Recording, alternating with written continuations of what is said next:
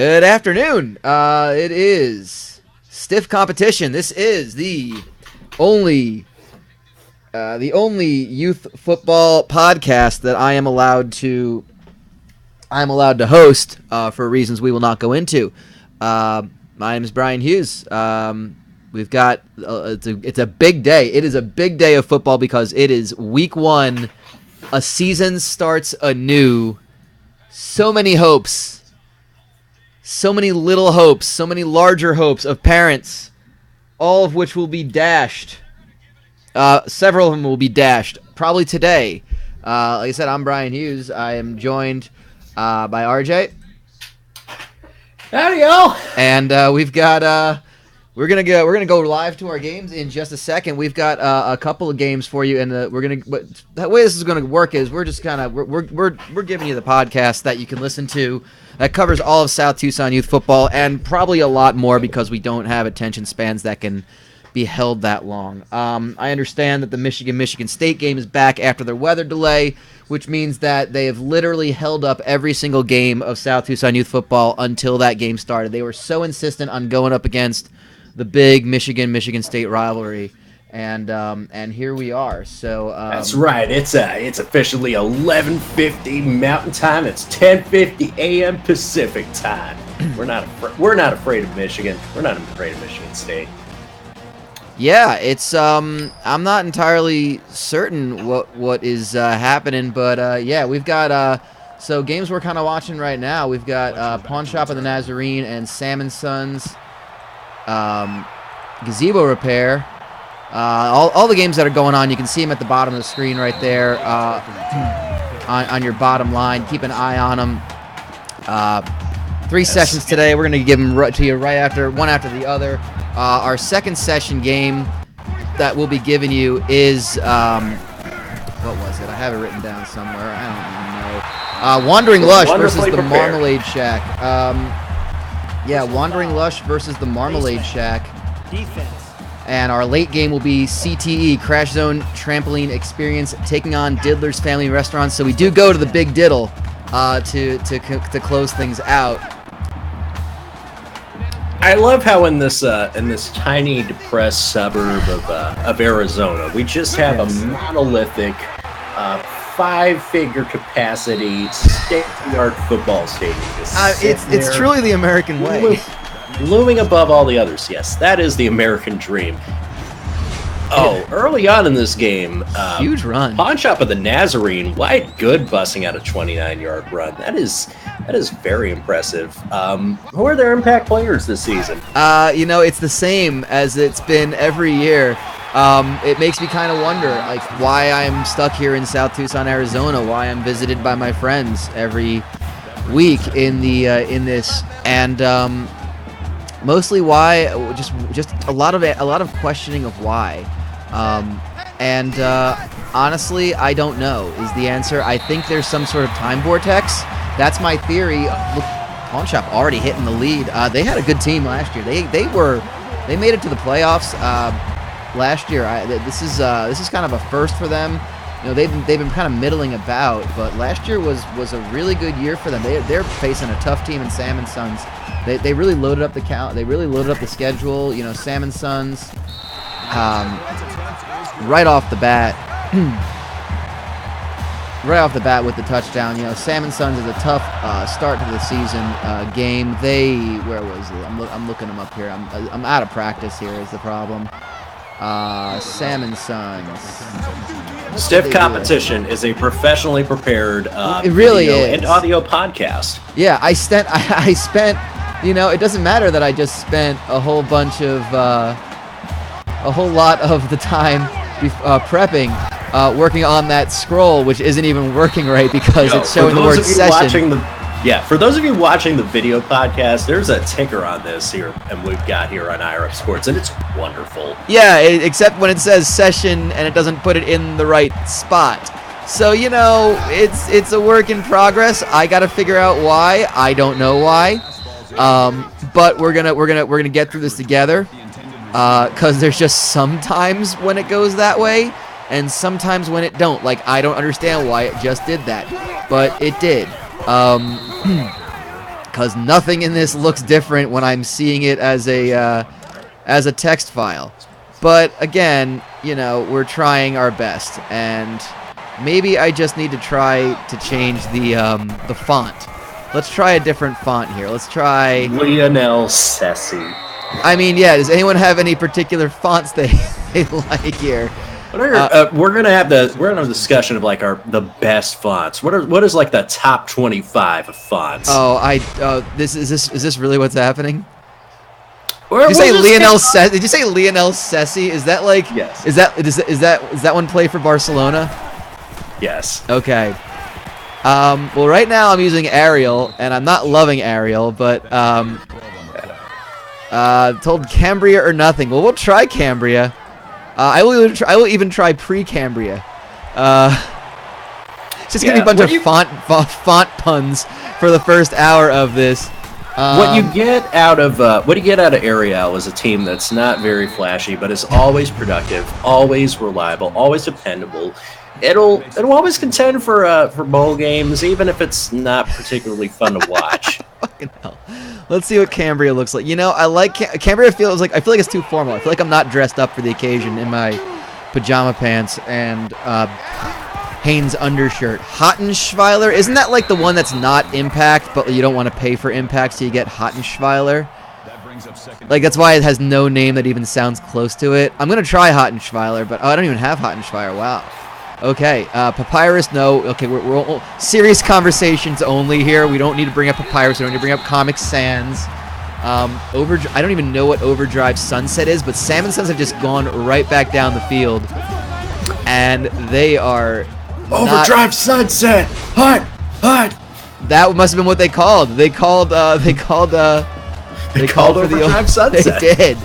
I don't have Helvetica because apparently Helvetica ain't free no more. Apparently Helvetica got too big for its bridges and decided it didn't want to get included with the Microsoft package. Helvetica decided to join the Big 12. I was gonna say Helvetica is really like the West Virginia of. Yeah, you'll never see Helvetica in Ames, Iowa. Nah, not there. Ooh, that's timely. It is. They actually. I love that, like, everyone psyched themselves out into thinking that it wasn't gonna be an upset, and then it ended up doing it anyway. And like, that's I don't know. Okay, we're gonna go ahead and scroll through and hope that just regular Arial will give us a fine, nice little scroll here. I'm also a little worried that they're going a little too fast, but whatever. We're going to go ahead and take a look at one of our other games going on right now. Like Ted's Baby Clothes Emporium. Ted's Baby Clothes Emporium versus the Porno Shop. That's one of our other games here. They are lining up right on the goal line, looking to possibly punch it in. And, yep, that's going to be Nitro Shaggy with a touchdown for Ted's Baby Clothes Emporium. I didn't give you any sound for that, so I'll fix it there. There we go. There's your sound for that game. I like the suggestion we just got from @GingerPimpinal. Just use Wingdings. It confirms it. Use Wingdings. Why not? I'm here for all of this. Wingdings is a team that basically runs off of trick plays, off of scheme changes, off of absolute bullshittery, and somehow it keeps working. It does. That's the amazing thing about Wingdings. We're going to go ahead and take a look. Hootenanny's Country Western Daycare just tied it up against Binging Texan. Shoot, I just realized I didn't give you the bottom line on the... so I'm going to do that. So we got to get the bottom line on these things. So again, these are the games we're giving you right now. We got Hootenanny's. Taking on the Binging Texan. That is... one of the three traditional games that they play. We got a touchdown over here in Bully Factory and Yoga for Fatties. Apparently just missed that one. They're kicking the extra point. We'll see the replay in a second, I hope. Bully Factory, always one of those teams that just are ones to watch and then eventually collapse. They just seem to be that thing they do. Yeah, I think it's just because they get caught up too much in the culture of bullying. And like any good bully, eventually eventually Ralphie's going to do the takedown, just out of pure rage, and just start hitting on Scott Farkas until he starts bleeding from the nose. Now the thing is, when you say Ralphie, you mean Ralph Marshall, their coach, who is going to beat up a child on the field. I mean, it's practically part of the. It might as well be part of the entertainment. Yeah, you get many things when you go to a Bully Factory game. You get why do some teams have records? That is a good question. I think it's because I screwed up my little formula here, and we're gonna go ahead and fix it. Thank you for pointing that out. Why do some teams have records?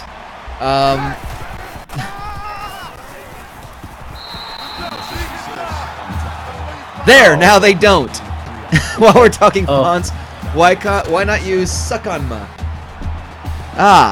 No, because that's just a free to use, very poor, not very good looking ripoff of Ligma, which you just have to pay for. And quite frankly, and quite frankly, that's above our budget. Yeah, we're sticking with Arial, okay? Sticking with Arial, and that's how it's gonna work. And looks like we got 7-7 at the end of one. Arial's pretty much the Bama of fonts, isn't it? Is it the Alabama of fonts? It's either that or it's Times New Roman. I feel like Times New Roman probably is what you're gonna go with if you're talking about like the Alabama of fonts, you know?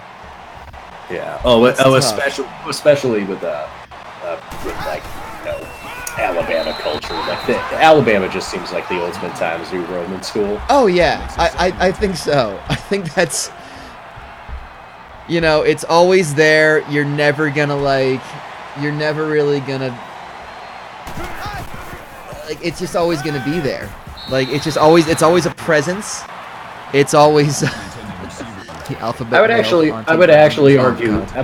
I would argue that maybe perhaps it is the Michigan of fonts Times New Roman, because it is always so strictly enforced within the rigors of academic society. Of course, yeah. I mean, you know, it's this is not a conversation I was expecting to have. Times New Roman is Notre Dame. Everyone knows it, and it's super overrated. Yeah. I think that's pretty dead on. I like this. What fonts end up being? Let's compare our fonts to college football. I like the one that person said Hawaii is Wingdings, because Wingdings doesn't make sense, nor does a part of the United States that is easily a 10-hour flight from the closest point to it. It doesn't make any sense. Like, it literally makes no sense. So, I mean, you know, how am I getting to Hawaii? Well, I'm taking an airplane, and then I'm bouncing off a beach ball through a window, and then I'm ringing a bell as I arrive because I somehow survived and didn't time travel in the process, sending me into a liquid. And then I'm gonna have an orange, because apparently orange might be a wingding too. I don't know. I don't think I can tell you. I don't think I can name a single wingding. Now, Courier New, it's very commonplace, especially nowadays. But you don't see a lot of people rocking it nowadays. No, Courier New is an interesting one. Yeah, God, who would Courier New if it's okay? So it's kind of out of fashion, but it's like a tried and true and has that kind of old rustic sort of feel to it. Is that accurate? Yeah, that does sound about right. I feel like that's Texas. I feel like it's either them or Tennessee. Oh no, it's totally Tennessee. It absolutely is. I mean, either way, it feels like an uncomfortable shade of orange. Yeah, it's fallen out of favor in recent years. Yeah, and it's just an uncomfortable shade of orange. Courier New is Nebraska. I don't know if that. Wow, that's doing Courier New really dirty though. I almost feel bad for. I almost feel bad for a font now. Impact is UMass just because. Impact is UMass. It's UMass. That's not even the right. We're not even talking about the right sport here for this. It's like Bully Factory just got a touchdown. Let's go ahead and take a look at what's going on. Yeah, so let's get a look at this here. I'm seeing this breakdown in real time. And I you're watching the wrong game. I went to, there we go. Well, I missed it because of that now, but we got push-ups. So, you know, let's head over to the Binging Texan and Hootenannies. the porno shop. The porno shop, yeah. Still with their Mardi Gras ass uniforms. Yeah, you know, the purple. Well, that's Ted's with the Mardi Gras theme. They're just very loud colors. That's Rufus Canary getting a touchdown for the Binging Texan. Now, again, the Binging Texan and Hootenannies are 2/3 of one of those, of kind of like a little mini round robin. They do it every year. It's the Triangle Rodeo they do between the two of those teams, and also the Horse Pussy Saloon, all the Western styled teams. I can't remember who won it last year. I think they actually get a lasso that is like shaped in a triangle, which means it just cannot be thrown. It is a useless piece of rope that is not even good to be rope now. It's actually like a triangle, like a musical instrument, just tied to a string. Oh, so it at least can be played, or is the triangle itself also made of rope? Yeah, it's a metal triangle, but they don't give you like the little ornament. You got to use the rope, so it's still not useful. It's still completely useless, is what you're saying. Exactly.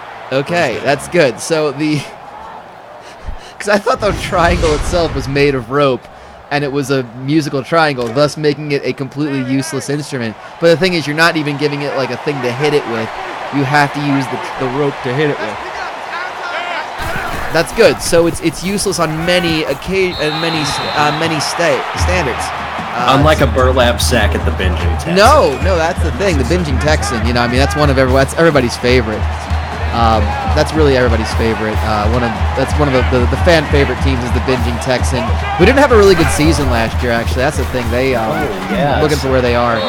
They went 4-6. They just the Gluttony League just did not was a lopsided division. It was a lopsided conference. It was all the other divisions: Flappy Pappies, Pablo's Tacos, and the Creamy Surprise.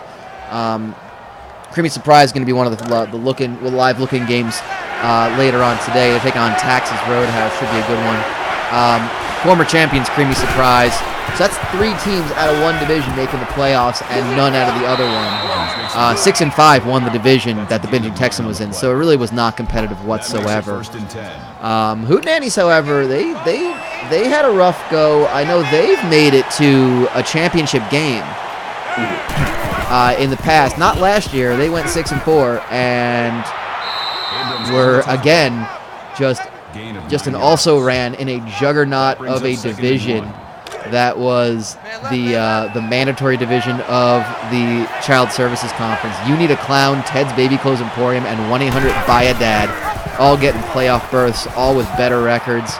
Just 4 bids out of that conference, and Hootenannies 6 and 4 wasn't doing it. Keeping an eye on it again. Such is the state of play in South Tucson Youth Football. We know these kids are like weirdly malnourished and yet same time pumped full of more synthetic performance enhancing substances than is probably actually good for these children's health. I mean, I feel like any amount of steroid, none of this is any good for these children's health. Any amount of steroids I feel like is completely bad for a child. Yes, and of course in a South Tucson competition, face mask, drink. Yes, of course. What are we drinking?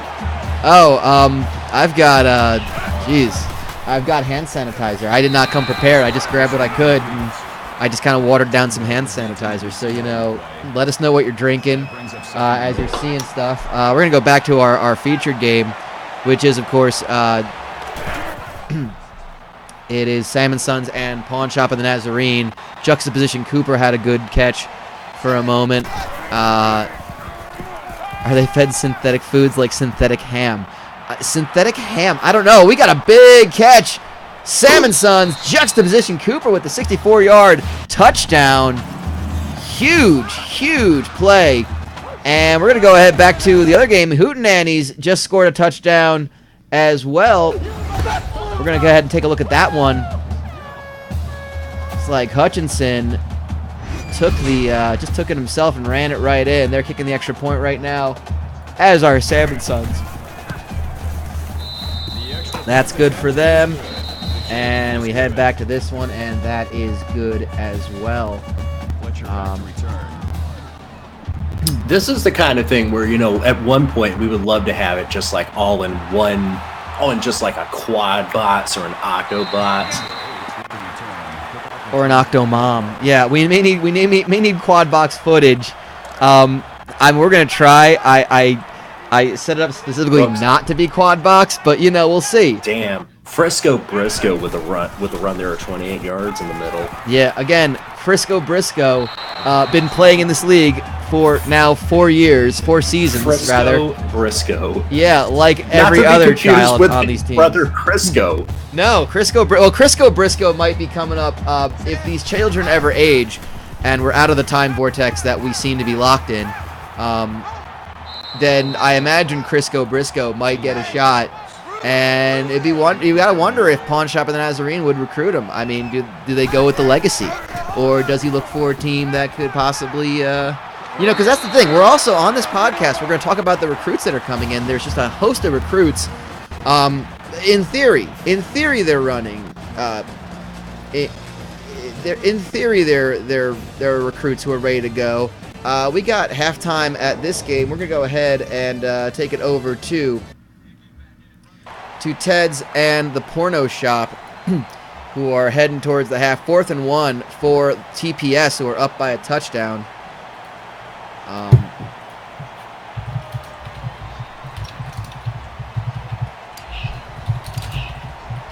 I'm sorry. Just like on a semi-shoot here, my worlds are colliding in a very strange way. Please.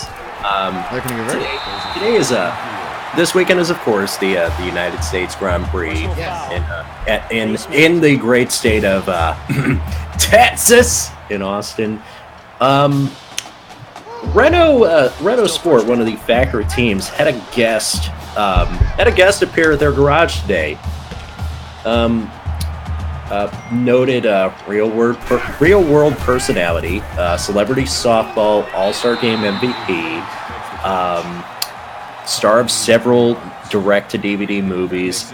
Mike Mizanin showed up. No kidding. The Miz showed up at one of the yes.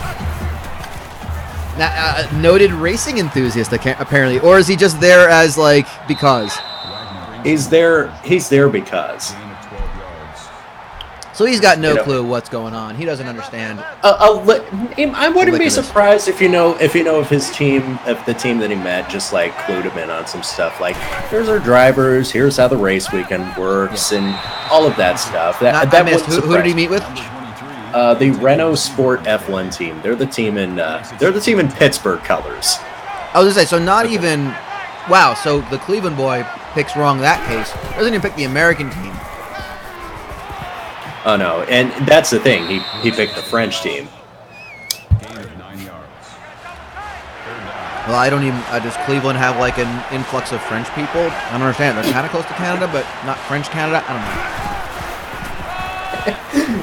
know. Just some shit if it just Cleveland, the America's #1 francophone city. Yeah, I don't know.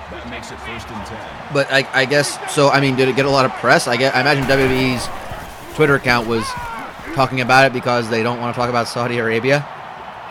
No. I think there are some things that they'd rather not talk about at length. So, I mean, might as well put in all the fluff pieces, right? Right. It's either that or talk about the time that John Cena tried to flip sits out a $500,000 supercar. You said flip one. Yes. I mean, I'm in a bit of doubt. Did he? John Cena get close.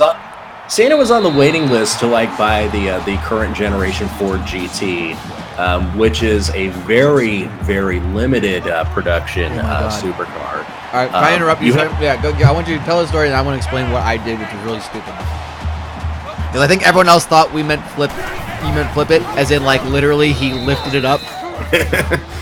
No, like he bought it. He had to be on an exclusive waiting list just to get the car, and like apparently one of the terms of his contract with Ford is that he couldn't sell it for like at least a year or some shit.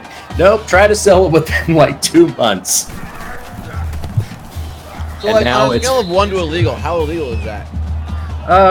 Ford took him to court for this. Okay.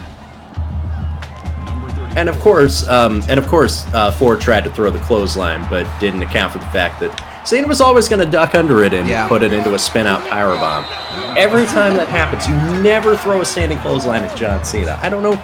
It's just like you don't play Michigan State when you're a top 10 team. Yeah, on a day when the weather's going to be dicey.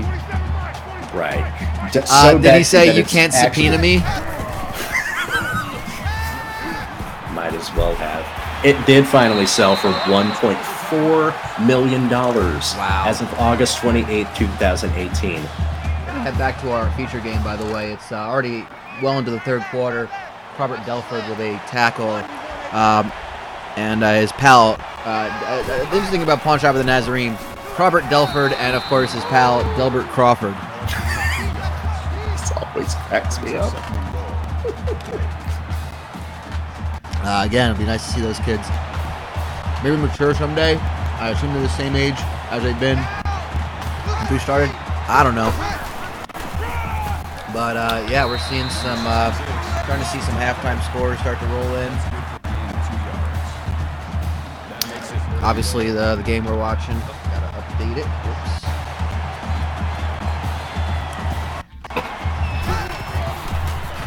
It's interesting because do you think that with the passage and yet absence of passage of time, do you think these kids ever get any better at this football thing? Oh no, they're terrible at this. I mean, some might be all right. I mean, Markeith Mayo did just run it in for a touchdown. He took the ladle and he scooped it in for 6. You had to drop that reference, didn't you? Yeah, I don't really think I fully understand here. I mean, it sounds disgusting as hell, which is why I love it. Oh, my concept here? Yes. I don't know why. So I guess I don't. It's not that I don't like Halloween. I think Halloween is just fine. But I like to think of just. I always love stories where people would mess with the kids who come to their house. And sometime I was in conversation with friends about dumb stuff to do. Like, yeah, you can scare kids, you can do weird stuff, you can give out terrible stuff. You know, the boxes of raisins or like the crayons or the fucking... I thought you were about to say the boxes of razors, and now it's like, oh, no, raisins. Jesus, that's cruel. No, like, that would actually be... A box of razors would at least be like... It would at least be more courteous. Like, yeah, I'm giving you something that will cut you and make you bleed out, possibly, but at least I'm not hiding it in something. Like, that's just the year they get lazy. They're kind of just like, they suffer from, like, seasonal depression. It's like, you know what? Here, just do it to yourself. I've got too many of these shipments from Dollar Shave Club. I really should set it to where it only ships every other month. You know, I feel like the Venn diagram of people who... I feel like there's a lot of overlap in the Venn diagram of people who shop at Dollar Shave Club and people who put razor blades in candy at Halloween. I feel like there's a good amount of overlap. I have no evidence or nothing other than just a hunch, but I feel like they're the kind of people who would shop at Dollar Shave Club. And to be fair, it wouldn't be out of malicious intent. It would just be a matter of like, I have nothing else. I've completely forgot to stop by the CVS to get bags of candy. What am I gonna put in this Halloween box? I guess a box of razors. I don't need this many. I don't shave that often. It's like that. It's like the movie Grumpy Old Men, which is a thing that no one references ever. Where like Walter Matthau is like, shit, it's Halloween, and he just gives out like coasters and staplers and whatever the hell he has in his house. So through the art of banter,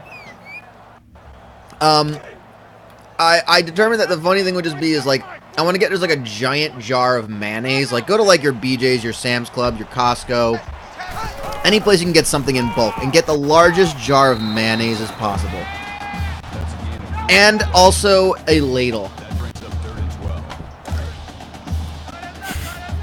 And the point is, so I'm eating a piece of watermelon, and there were a lot more seeds in it than I saw. So now I'm like flipping out seeds. I'm like,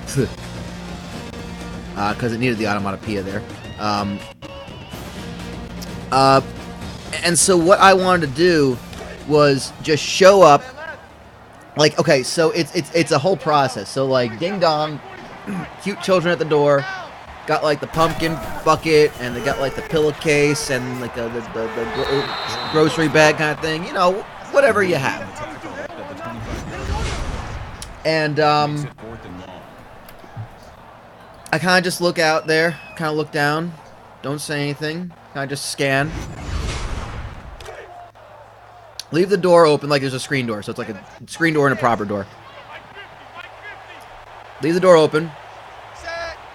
Just kind of like nod and walk away. And then come back with a jar of mayonnaise. Just kind of cradled in my left hand and open the door. Wait for the trick or treat. The jar doesn't have a lid on it. I kind of like look about, and then I kind of reach out of their view, like onto like a table, like where you put your keys. And I have a ladle. And I think that I can just ladle flops of mayonnaise into each of those children's pillowcases. A flop of mayonnaise. Now, how does that compare in measurement in terms of a dollop? I mean, I think when I think dollop, I think tablespoon. Okay, so and I also think sour cream.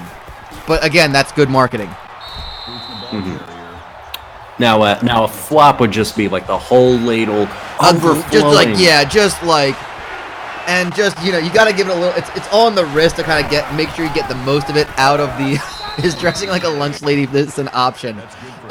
You could. I think it's funnier if you're just kind of like I'm picturing myself like unshaven, like definite like. Not full neck beard, but like I have not cleaned up my beard at all. Hair's a bit of muss. I'm totally in pajama pants. There's probably a shirt that is a little inappropriate, but not quite, like the FBI female body inspector shirt. Or maybe I'm in a sweater vest. Maybe it's funnier if I'm dressed up for this. I haven't decided, but we've added a whole nother dimension to this. But would be much funnier if you're just coming across as like, hello, yes, I have everything put together. You know, I've just cleaned up, had a nice shave and a haircut. Wearing my best clothes. My khakis are pressed. My leather shoes are all shut up. It's like, hello, kids. Oh, so you're going the completely opposite direction with this. I like this. Yes, and then just all of a sudden, here's a spoonful of mayo. Now, the idea being is you want to get them in such shock and such confusion that they're still there accepting the mayonnaise. Like, you don't want them the minute the minute they're onto it, you know, your whole presentation, this little like bit of performance art is over. So it's important to just very thoroughly and very, I don't want to say forcefully, but like adamantly, like if there's enough confidence in yourself, it will exude onto them, and the children will just be like, yeah, of course, yeah, this is the house that gives out mayonnaise. Of course, we did this last year, because they will have done this last year, because I will have done this last year. The house that gives out mayonnaise. The house that gives out mayonnaise. Hey, you guys go to the house that gives out mayonnaise? Yeah, I don't know why we keep going back there. I don't know, but it gives out mayonnaise. Maybe next year will be different. Probably not, but we got to find out. Oh yeah, by the way, for those of you watching on the video version of this pawn shop in the Nazarene, down a score. There's time running out in the fourth, but they're on the drive right now. They may be able to get this one tied up. They are near the red zone. Looking pretty good to it. That's a nice first down. Wyatt Good had a great day so far. Look at 112 yards, 15 rushes. It's a solid run game for Pawn Shop. Trick-or-treating as an art form just needs more traction, apparently. Yeah, That's what it is. Like, and that's the thing. Like, it's all that's the thing. Like, and I think that's what's missing. Is it's an art. It's an art form. You're making a costume. You're going door to door. It's Halloween. You're enjoying it. Why not have it go both ways? Why not have the art form be something that is given and received? And of course, what is received is mayonnaise. Now, the bonus is, of course, if you have them in enough of a state of shock that you can actually reach down and, much like the binging Texan, and I'm pretty sure this is where I got the idea from, you rustle the pillowcase so that mayonnaise is just coating everything. Yes, that's like hard mode. That's like the trophy. That's like the last PS4 trophy you have to unlock. You've got the platinum trophy for mayonnaise covered Snickers. Mayonnaise rustling.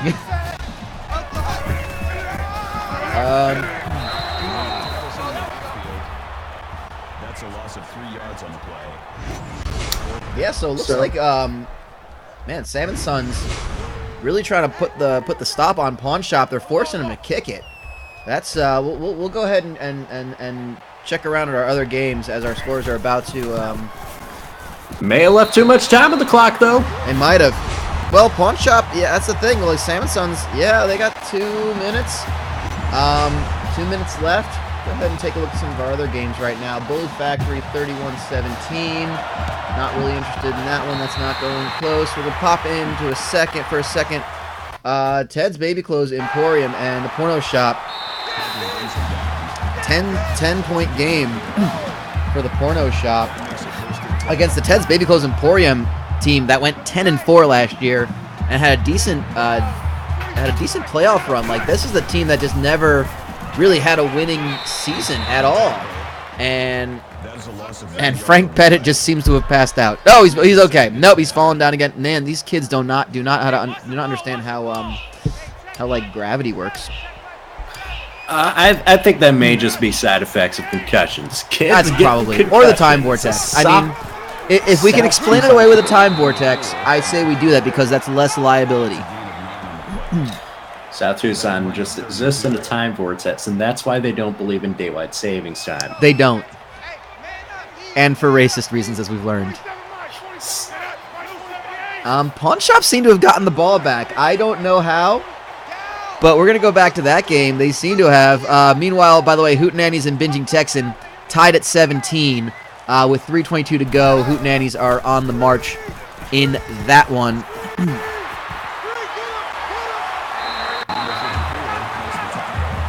Gravity and concussions. That does sound like the name of like a 1-2 punch of running back. Gravity and Concussions is my favorite Fleetwood Mac album, actually. I don't know why Fleetwood Mac felt right, but it did. Well, 2nd and 5 for Hootenannies. Keep an eye on that one. Oh, just got a first down, and they're inside the 20. That is a timeout.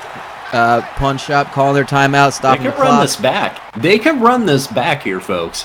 Yeah, we're going to go ahead. We're keeping an eye on this one. We're going to go ahead and take over at Binging Texan Hootenannies, as Hootenannies have just been pushing down the field. Look at that. 13 yards, Brenton Hayward. We're going to go back to the other game for a second. That was 3rd and 1 for Pawn Shop. Just ran over those small children. Yeah, I mean, that's the theme of it. Look at this. Hootenannies taking the lead through Roddy Hutchinson with a run up the middle. Taking the lead with 2:22 to go. We'll go back to our feature game. And there it is, Jakari Irvin. 36-yard touchdown. Taking the lead. Wow. Oh, I told you they left too much time on the clock. Well, I was not expecting Sam & Sons to just cough up the ball as quickly as they could. And I feel bad we kind of missed that there, but Jakari is not a very Caucasian first name, is no, it? It's and yet not. Here we are. But it's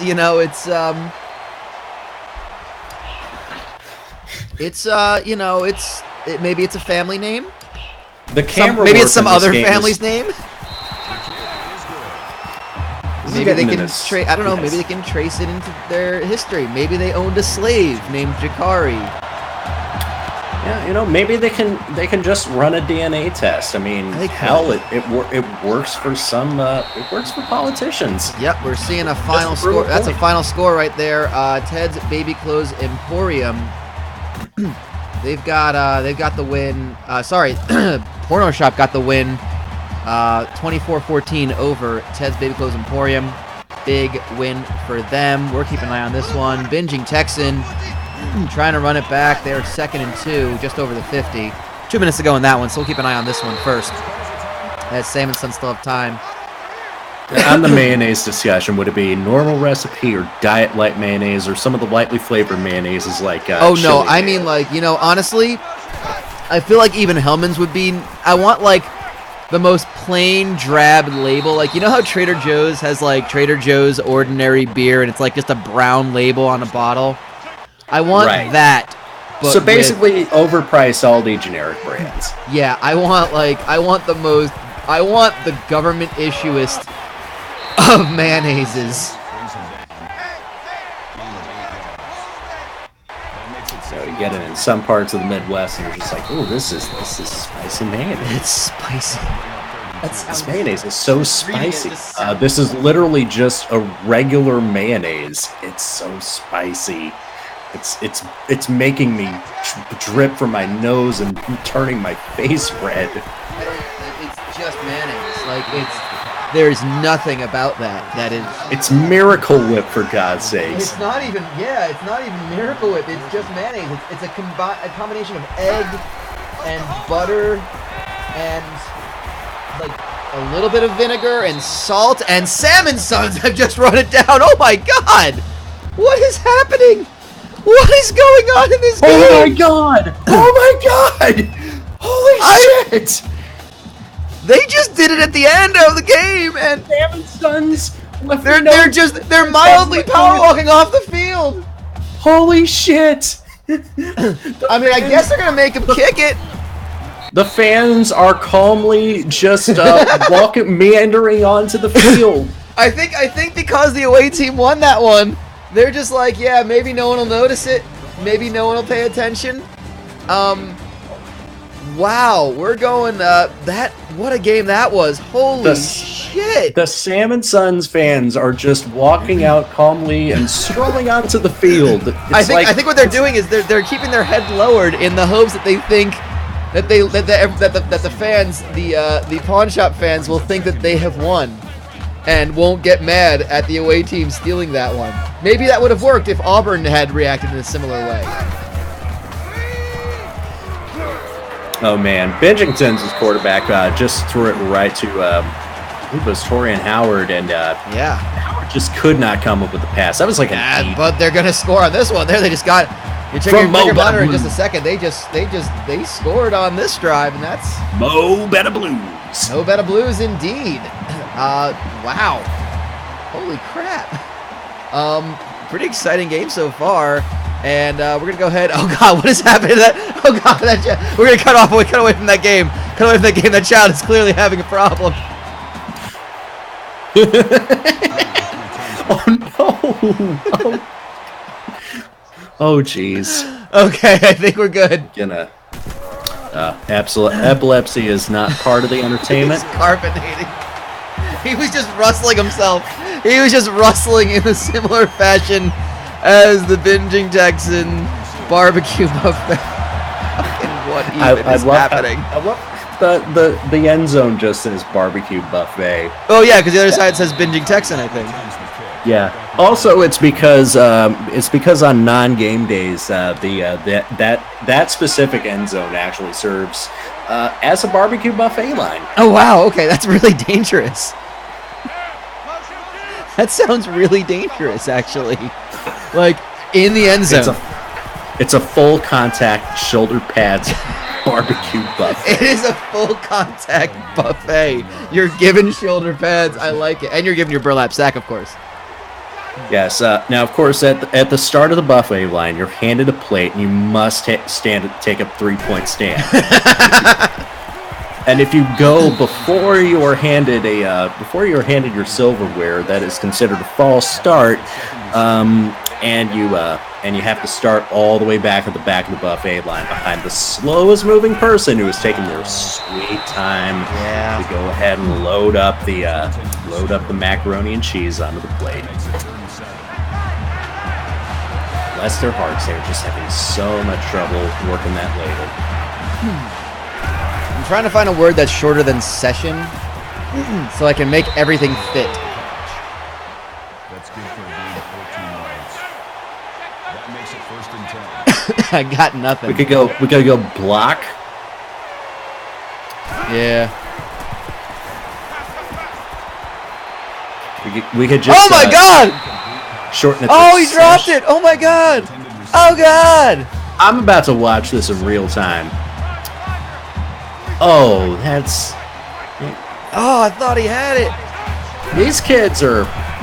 No, that's the thing about this time for test. These kids aren't really developed. I mean, they're still dumb as hell. And after playing this so long, they're not getting any better at it.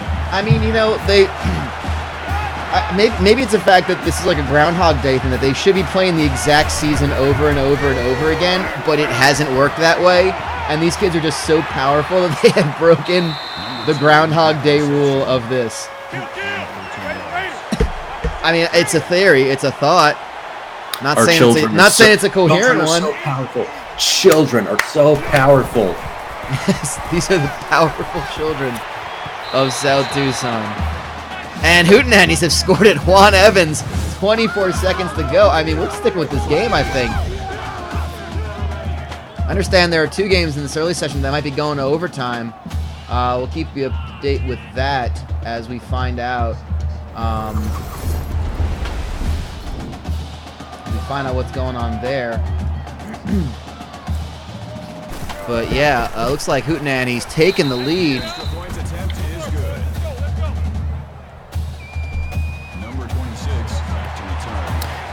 And of course, DeWap brings up a good point. The parents are stuck in the loop. That's how we deliver the. That's how the mayonnaise is delivered, right? Yes. It's a DeWap of mayonnaise. It's a DeWap of mayonnaise. Yeah. The parents are stuck in the loop. The kids are not. The parents will always right, regardless of the game. Oh yeah, that's the kid. It must be very strange because here all the parents in town are just explaining about results that have not happened. Is there a dream match I want to see in the South Tucson Youth Football finale? You know, I want to see the 2 best teams. I'd love to see the 2 best teams actually duke it out. I'd love to see one of like the 1 seeds not, you know, lay a giant egg in the playoffs. I thought Welders of the Universe in their very first year when they went 9-0 and then lost 2 in a row, which was their final game of the season and their first round of the playoffs. I thought that was a shame, and they're terrible for it. But you know, that happens. But yeah, so that makes me wonder: does that mean that the parents are complaining about results that just haven't been accurate in at least 3 seasons? Like, are they still complaining about the 56 teams? Do they not know? Are they confused when Taxes Roadhouse and Moist Adventures are playing? Oh, they gotta run this back, but oh no, they don't. It's gotta be over. Well, that's gonna be it right there. Big win for Hootenannies. Took care of it late. You'll chuck it into quadruple coverage strategy. Yeah, you know, it's a thought. It's an idea, and I'm not saying it was a good one, but it was an idea that existed. All right, we're going into our middle game. We are, yeah. We've got Lush. Yeah, and the Marmalade Shack are defending champions. Because there are many things you can make into a marmalade. You can make anything. You can make it. They made the trophy into a marmalade. They made commemorative trophy marmalade. That's right. There is no commemorative trophy. There is just several jars of marmalade made of the trophy. Yeah. I mean, we had to commission a whole new trophy. I mean, that was the trophy we used, you know, for the championship. But here we are. Marmalade Shack, Wandering Lush. Wandering Lush had a good year as well, if I recall. They, I'm looking for where they are. Yeah, they were the 10 seed in the tournament, 7-5,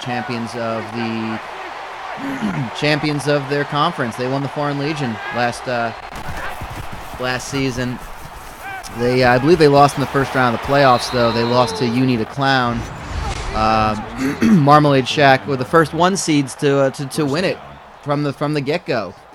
They went 9-2. They won their conference championship. They won the Big Small Business Conference by just destroying Extreme Dentistry. And then got that first round bye, defeated 1-800-BUY-A-DAD, took out Captain Chuck's, and then faced Ted's Baby Clothes Emporium in the finals.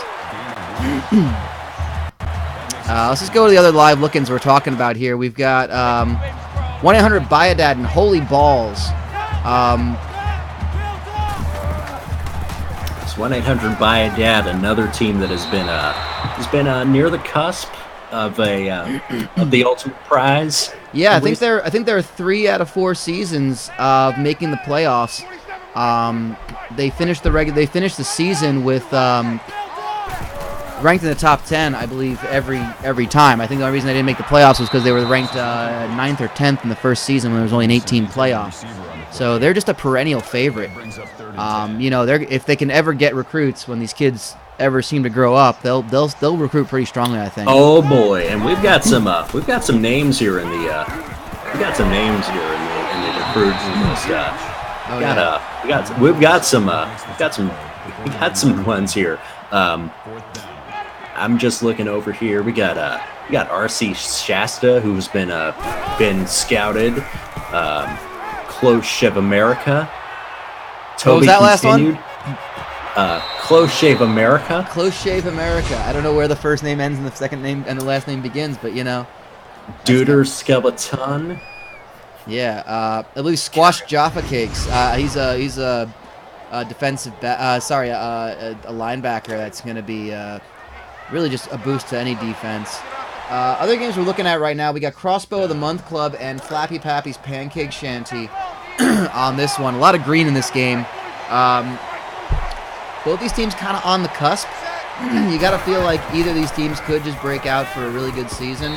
Flappy Pappy's ended up being the 2nd seed. And we got a score in our live game. Let's go ahead and go back to it. Wandering Lush took the lead over the champs.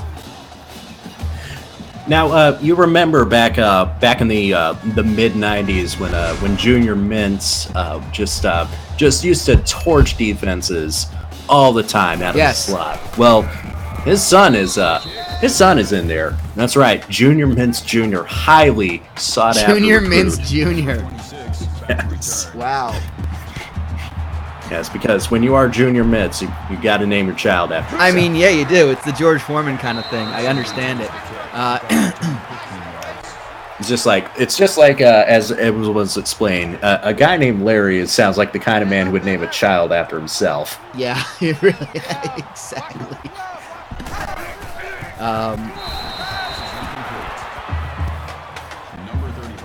I think you're absolutely right.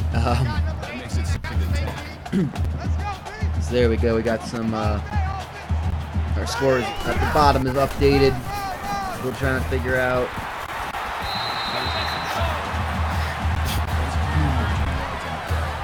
George Foreman George. George Foreman George. I don't know if I can support that one. That sounds made up. That doesn't sound like an actual recruit. But who am I to judge? We're gonna need 600 of them. So I mean, Who among us? Who among us? Yep. So if you named your son Joey Jojo Junior Shabadoo, would your son be Joey Jojo Junior Shabadoo Jr.? Absolutely, Shabadoo. I feel like you enter kind of an endless loop of juniors and Shabadoos. Let's see, Shabadoo Jr. Yeah. The junior. Shabadoo Jr. It sounds like a fucking. It honestly sounds like a Latin American club soccer team. Shabadoo Juniors. Yes. It really does. I mean, that's the thing. You can totally go around to those and be like, what in the world are their names? Like, it's just the strangest kind of things. Oh, yes, and drink. Oh yeah, of course. I Yeah. forgot to mention what I was drinking. Yeah. What you got? So it's a very refreshing beverage. A very, very light and clear. Just gotta watch my health. So I'm drinking all free and clear detergent. Ooh. Now, is it free and clear? Yes, it is free and clear of a lot of things. Not necessarily substances that, if swallowed, would require you to call a doctor. But No, that's not a thing. but perfumes definitely not in it. You know what else doesn't have perfumes in it? That is right, Coca-Cola and Pepsi. There you go. See, so I mean, you might as well. Like, why Edible. not? It's edible. Technically, it's edible. Technically, it's edible. Could really apply to so many different brands and places here in the town of South Tucson. That's the thing. The Marmalade Shack. Technically it's edible. Wandering Lush Irish Pub. Technically, it's edible. I mean, they haven't passed a health code inspection in 2 years, and everybody who works there is weirdly racist for some reason. Wait, are they really? Maybe I haven't been there in a while. I mean, to be fair, so are a lot of these businesses. Okay, so not any more racist than any other place is what you're getting at. Yeah, I mean, Okay. the bar is kind of buried into the mantle of the earth's crust. Yeah, it sure is. Yeah, it's like the bar is very low. The bar is in the ground. The bar is now in the crust. The bar is now in the mantle.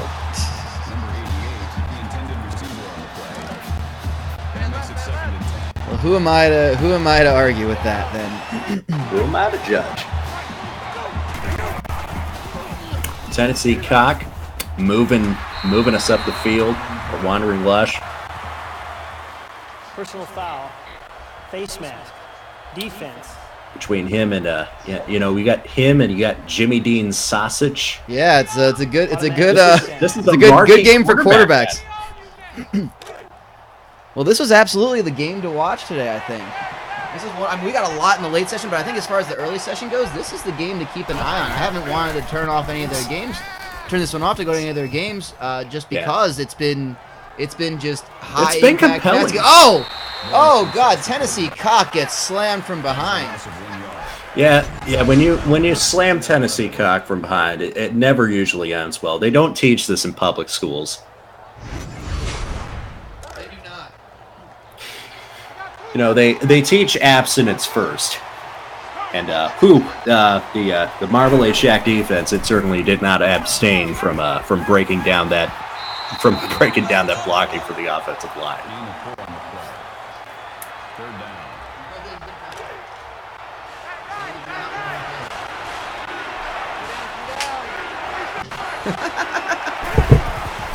Sorry. Meanwhile, I'm also trying to load up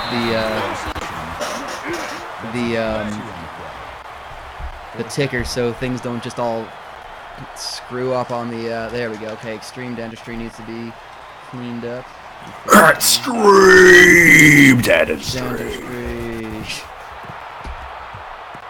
17-yard punt. Out of bounds at the 31-yard line. I'm just kind of keeping an eye on any of the ones that shoot the info way out into things like stations of the CrossFit.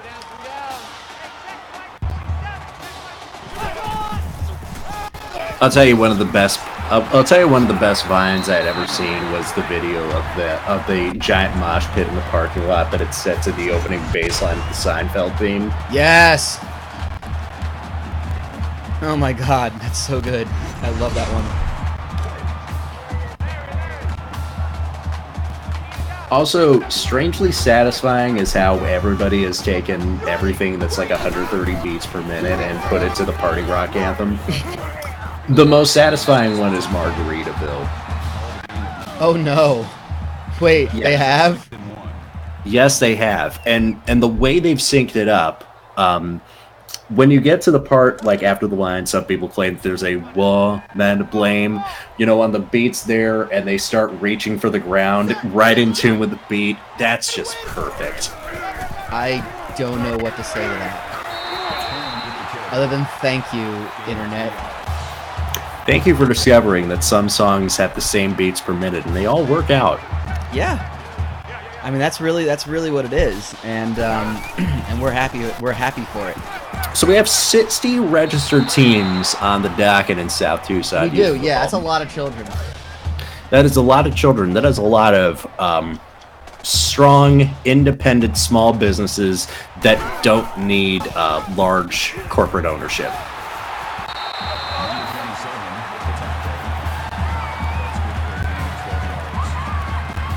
And I think I'm kind of curious where you're going with this, but okay. Yeah. Also, I think someone is very curious as to who took down the Twin Towers today.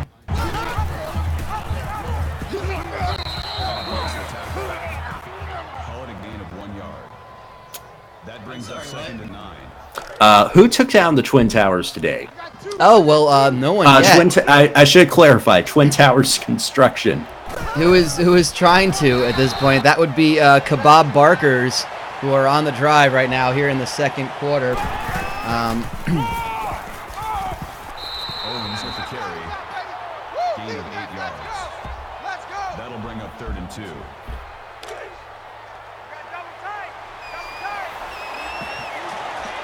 We've got our scores updating at the bottom. Okay, those are some final scores on our overtime games from the early one. Pablo's Roadside Tacos losing to the Mulch Hut. And Abigail Mays, Aggressive Steakhouse, taking a big win over Wilder Shrapnel on the road.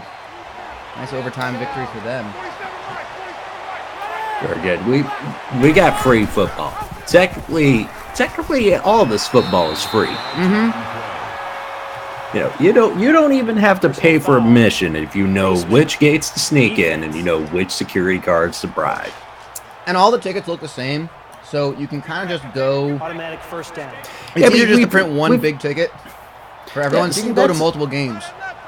See, that's the thing with the e-ticketing. Some of the teams are actually trying this out. Like some whiz kid here just decided, like, hey, they all use the same barcode. So they just made off like copies and sending them out as PDF forms just to like get them in. Right. All the same barcode. So you can just scan on your phone like they never know. That's a good point. Every ticket is for the game between admit and 1. That'll bring up 3rd and 6. And they don't collect them, they don't stamp them, they don't tear them.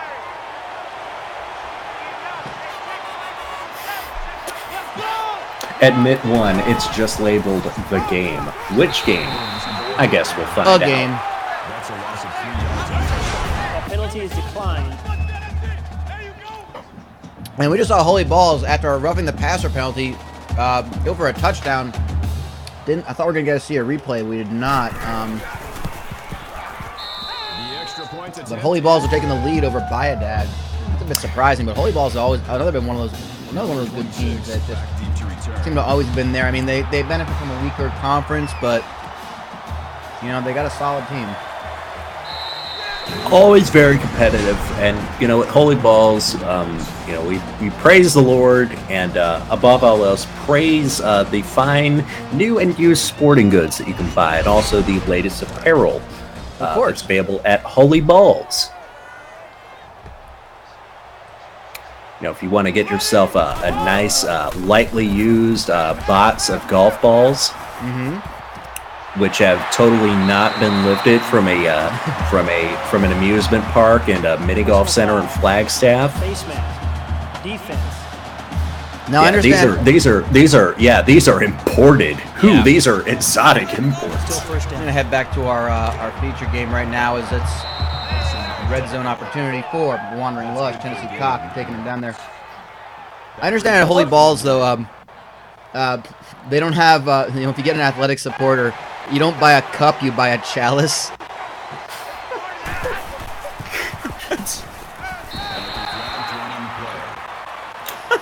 That's right.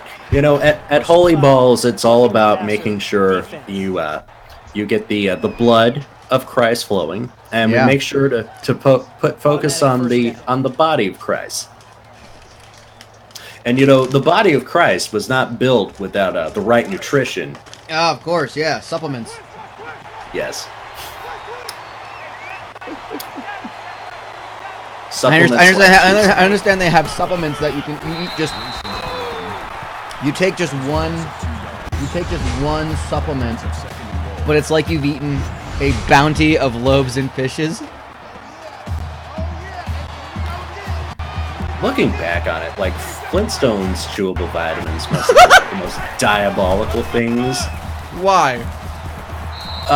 Because they tasted so good that you kind of forget that these aren't candies. These are like multivitamins that if you consume too much of them, it can actually have adverse effects on your body and well-being. Right.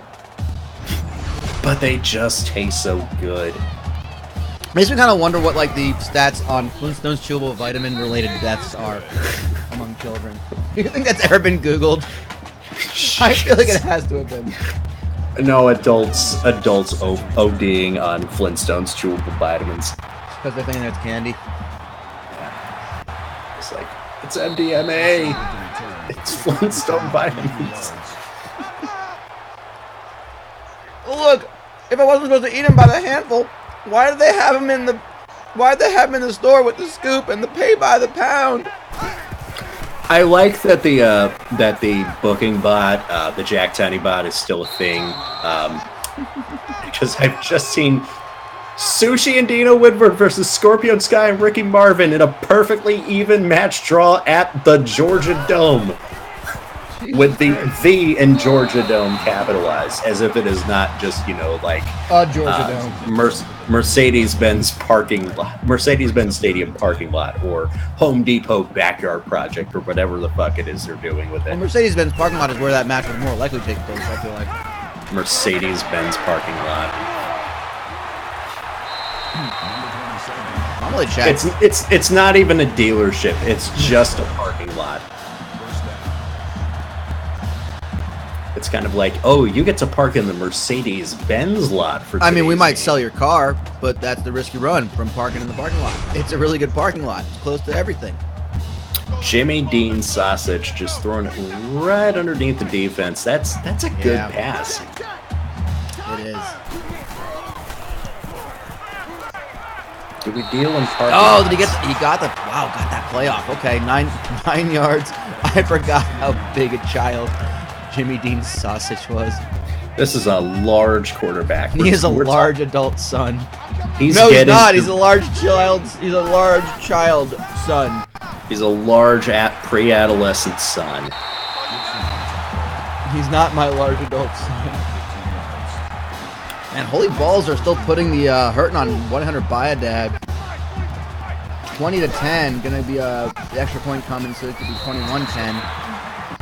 Large child son.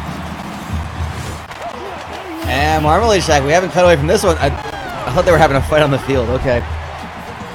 Well, that would just be pretty typical. That's of like South Tucson. that is peak. I'm surprised we haven't. That is more peak South fights in the Tucson, field. isn't it?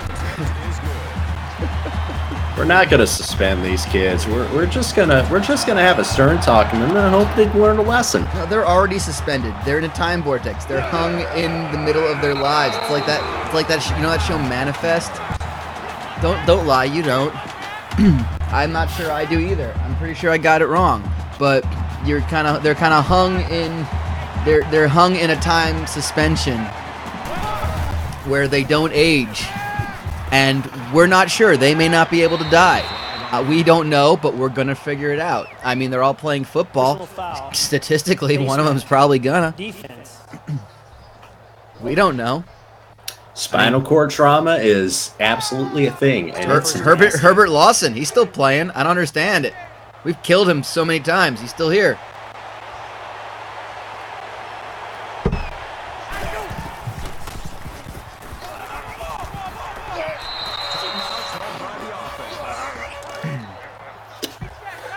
Oh goodness! Now, do we feel like this game we're going to get another like barn burner of a classic? We're bound to get some. It's incredibly fortunate. We're bound to get some stinkers along the way. This is just the start of a season in football. Not every game can be a classic. No, and like you're seeing some of these on the bottom of the screen. They're not. We're getting low scoring affairs. We got some games that are ending like an all prime number scores. Yeah, like, have we gotten any primes? Have we gotten any like prime number scores? I'm taking a look right now just to see. I feel like anything like 7-7, yeah, that just seems too common. We got to venture into like this is probable origami. Not from our first session.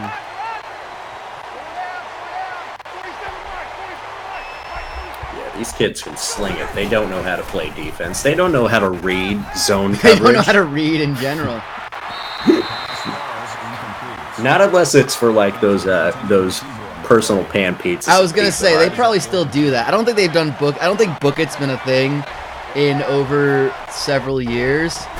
But no, I bet South Tucson that's the thing. Because we're suspended in time. Yeah. Mama Logano's or Tremor's Pizza. Tremor's Pizza would absolutely still be participating in like a rogue Book It program. A rogue Book It program. That's right. Are you listening to yourself here? They've stolen the whole gimmick. They've stolen like the logo, the name, even the recipe for the Pizza Hut personal pan pizza. I hope they just call it Read It. Read it. Hey, you! Throws a book at a child. Read it! That's how it works. That's exactly how it works. When they go to Tremor's Pizza, you have one of our fine pizza artists throw a book at you. Jesus. And because it's Tremor's Pizza, you don't know if it's just going to be like a direct shot or if it's just going to end up throwing like 50 feet away up in like the buffet line. Did we know that Trevor's Pizza has a buffet? Of course they do. It's South Tucson. Everything basically has evolved into some sort of buffet. Even places that don't have a buffet, like diners will go and help themselves in the back.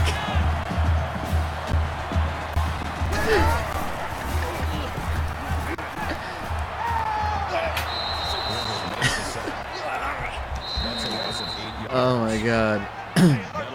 But yes, and the thing is, like, it doesn't even have to be children's literature. They don't even want you to make sure that you've like studied any like reading comprehension. Like, there's no reading comprehension test required, much like for a lot of things in South Tucson. Of course, yeah. But especially not for the Read It program. Read it. This is so dumb, and I love it. I love it. Well, we're going to the half in this game, tied up at 14 apiece. Between the Marmalade Shack and the Wandering Lush Yes. Irish Pub. And go ahead over to our one of our other games, Holy Balls and 1-800-BUY-A-DAD. Holy Balls well in the lead. They're going to be going to the half in just a second as well. A lot of these games already start in the third quarter or just entering into it. Face mask. We'll get into that in a second. Defense. I want to pose like a serious question here. How do you think Philadelphia Flyers mascot Gritty would be received in South Tucson? Oh my god. So that's much like Gritty himself. That is a complex conundrum that may not deserve to be solved. It made me aware that up until this season, the Philadelphia Flyers did not have like a mascot character for their own. And it felt all right. I mean, it's not like they had a name, not like they had a team name that really sort of begged for one. But you figured like they would have something like, you know, hey, here's a shitty looking bird or a bat. Here's Ben Franklin freezing his balls off. And getting riddled with STDs. Because he fucked the Liberty Bell or something. I don't know. Buddy, they won't even. Fuck it. We got a game that's pretty close right now. Kebab Barkers and Twin Towers Construction. They are about halfway into the third quarter. Twin Towers with a slender lead. Oh Christ! Auburn stepped out of the infirmary. Oh, really? Yeah, they're up 31-9 now. Oh, that's not fun. Yeah, It's more fun when good teams are terrible. They had their Flintstones children's vitamins. They ate the proper amount of them this time. They were like, we will not put these in a bowl and eat them like cereal. That makes it first and just pre-workout. Pre-workout is just a pre-workout is one of those shake plastic containers with like the little ball that you shake it up, but it's just full of Flintstones chewables. And that's been marmaladed into marmalade. Yeah, Flintstones chewable is a popular marmalade. That's the way you turn that into a verb. That's the reflexive verb for turning something into a marmalade. Is marmalading. You marmalade it, yeah. You just use the same word, exactly. Bob Barker's taking the lead in that one. Big touchdown. We go back to our feature game, Marmalade Shack and the Wandering Lush, and a big 4th down being forced here by the Shack, or by Wandering Lush. The Shack forcing a punt. They got this is a tough game to start the season for the Marmalade Shack. This isn't an easy one, and it really is. That punt was dreadful. I think either one of these teams would have no shame in just loading it up full of cupcakes. Of course, in South Tucson, there are no cupcake games. Yeah. Oh no, they would load things up with cupcakes, but they would load things up with actual cupcakes. That's right. And then those cupcakes would be put into a marmalade. Or they'd put into a burlap sack, added binge sauce to it, and then rustled around. And then just like a drop of mayonnaise. Yeah, of course. Yeah, that's the new craze in South Tucson, is adding a drop of mayonnaise to everything. Especially to ketchup. And we are retconning it now. We it's not a flop anymore, it is a dwop. I'm looking at, good lord, I am looking at so many of these noon games, and God, they just look terrible. Like, I don't think any of these are coming at me when I want to say I'm intrigued and I want to turn to that game. Oklahoma 45, TCU 27. Like, okay. Ole Miss fucking it up. All right. Arkansas hammering Tulsa. Yeah. Not even Maction is doing it for me. Is the Mac are we like beyond the Mac at this point? Are we now waiting for the return of the Mac? Like, is the Mac kind of just like not really of interest to anybody anymore? Like, it used to be the fun stuff to watch. And I think now it is. I think now it is no longer. Yeah. I think we're all on that Fun Belt. Oh, is it Fun Belt now? Now that's the thing, because the Mac would play on a separate day of the week, so it was easy to watch them. Does the Fun Belt or Sun Belt or Fun Belt? That's what Troy plays in, right? I don't know. It's okay. You don't have to know. Doesn't matter. But I mean, I'm all about middling conferences doing well. So I'm all about the idea that like the worst team in like the big conferences should just go down to like the mid-major conference in the same region and vice versa, like a miniature series of relegation. Like I think that needs to happen. I think that'd be great. Like, that way we'd finally get to see, something like Baylor have to play teams like Troy and Coastal. It wouldn't be Troy and Coastal Carolina. They'd be playing. Who would they be? I feel like the Sun Belt would get the SEC, huh? Yeah, that definitely does sound about right. Yeah, I'm looking at like who would be the MAC and the Big Ten just seems obvious. The MAC and the Big Ten, absolutely. Yeah, you get like Rutgers having to play like Kent State. The PAC, whatever the fuck it is, and what's the Mountain West. Yeah, that one makes sense. I'll take Domino that. Rally just put the Wandering Lush ahead, by the way. Wow, huge play. Kind of keeping an eye on our other games here. Man, Kebab Barkers and Twin Towers is going fast. They're already hopping into the fourth quarter. Never forget that Domino's is like primetime television in the Netherlands. Like the game Domino's. Yeah, specifically like real? Domino. Yeah, it's for real. Domino World Record Attempts was like a primetime television special called Domino Day that ran for like over a decade. Domino World Record Attempts. Now I need to know: is this playing the game of dominoes as the Lord had intended, or is this fucking about and setting up a whole bunch of dominoes? No doubt, losing pieces of your grandmother's cherished set and setting them all up so they all tip into each other and create some sort of a Rube Goldberg machine. Oh yes, it's more like the latter. That's more fun then. Okay, that's fine. Yeah, like it starts off and it's just like, holy shit, we made like the Statue of Liberty out of dominoes, and then that flows into like a baseball player or some shit, and it's like a mirror of North America, and it just escalates from there for like an hour straight. I mean, I think I could tell the day that I'm. I think I could tell that the day that I got to become an old person, or the day that I realized I was more adult than child, was when I think about that, and all I think is, man, someone's got to clean all that up. Like, at that point, do you bother putting them away? I feel like you just have to just throw them all away. Could you imagine, though, like, because these are like adolescent, like teenagers or whatever the fuck that have put these together, and you just gotta feel like, oh man, we gotta organize all this shit. Yeah. Like, it's fine. You can acquire a large amount of dominoes. I'm sure you can do it. The internet is a thing. You know, we all have it on our phones. We can... large amount of dominoes. Yeah, a large amount of dominoes, which, by the way, should totally be a rivalry trophy. It's just like it's not even separated by color or size or anything. It's just some like of them are, they don't even match. A giant tote full of dominoes. Yeah, exactly. It's like they're just all in a bin, and someone takes a scoop, and you pay by the pound like it's the Flintstones chewables that you thought were candy. Wembley is telling me that there was one of these that was held in the 90s, and it had to be postponed since a rat got into the arena and messed up a week's work. That rat, I hope, was knighted. For having a rat delay. That's amazing. And also, that sounds like an oddly South Tucson thing to happen.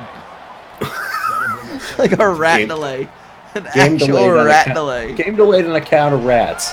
Have the rats infiltrated their way onto the field of play? No, they've torn up so many of the facilities that the infrastructure can no longer hold a football game. This stadium may actually combust because of rats. How? We don't know either. I'm gonna pop over to a game that's already in the fourth quarter. Bob Barker's in Twin Towers Construction. 4-point game, one score. And looks like Twin Towers have a chance to take the lead here. 4 minutes to go in that one. That's an interesting game.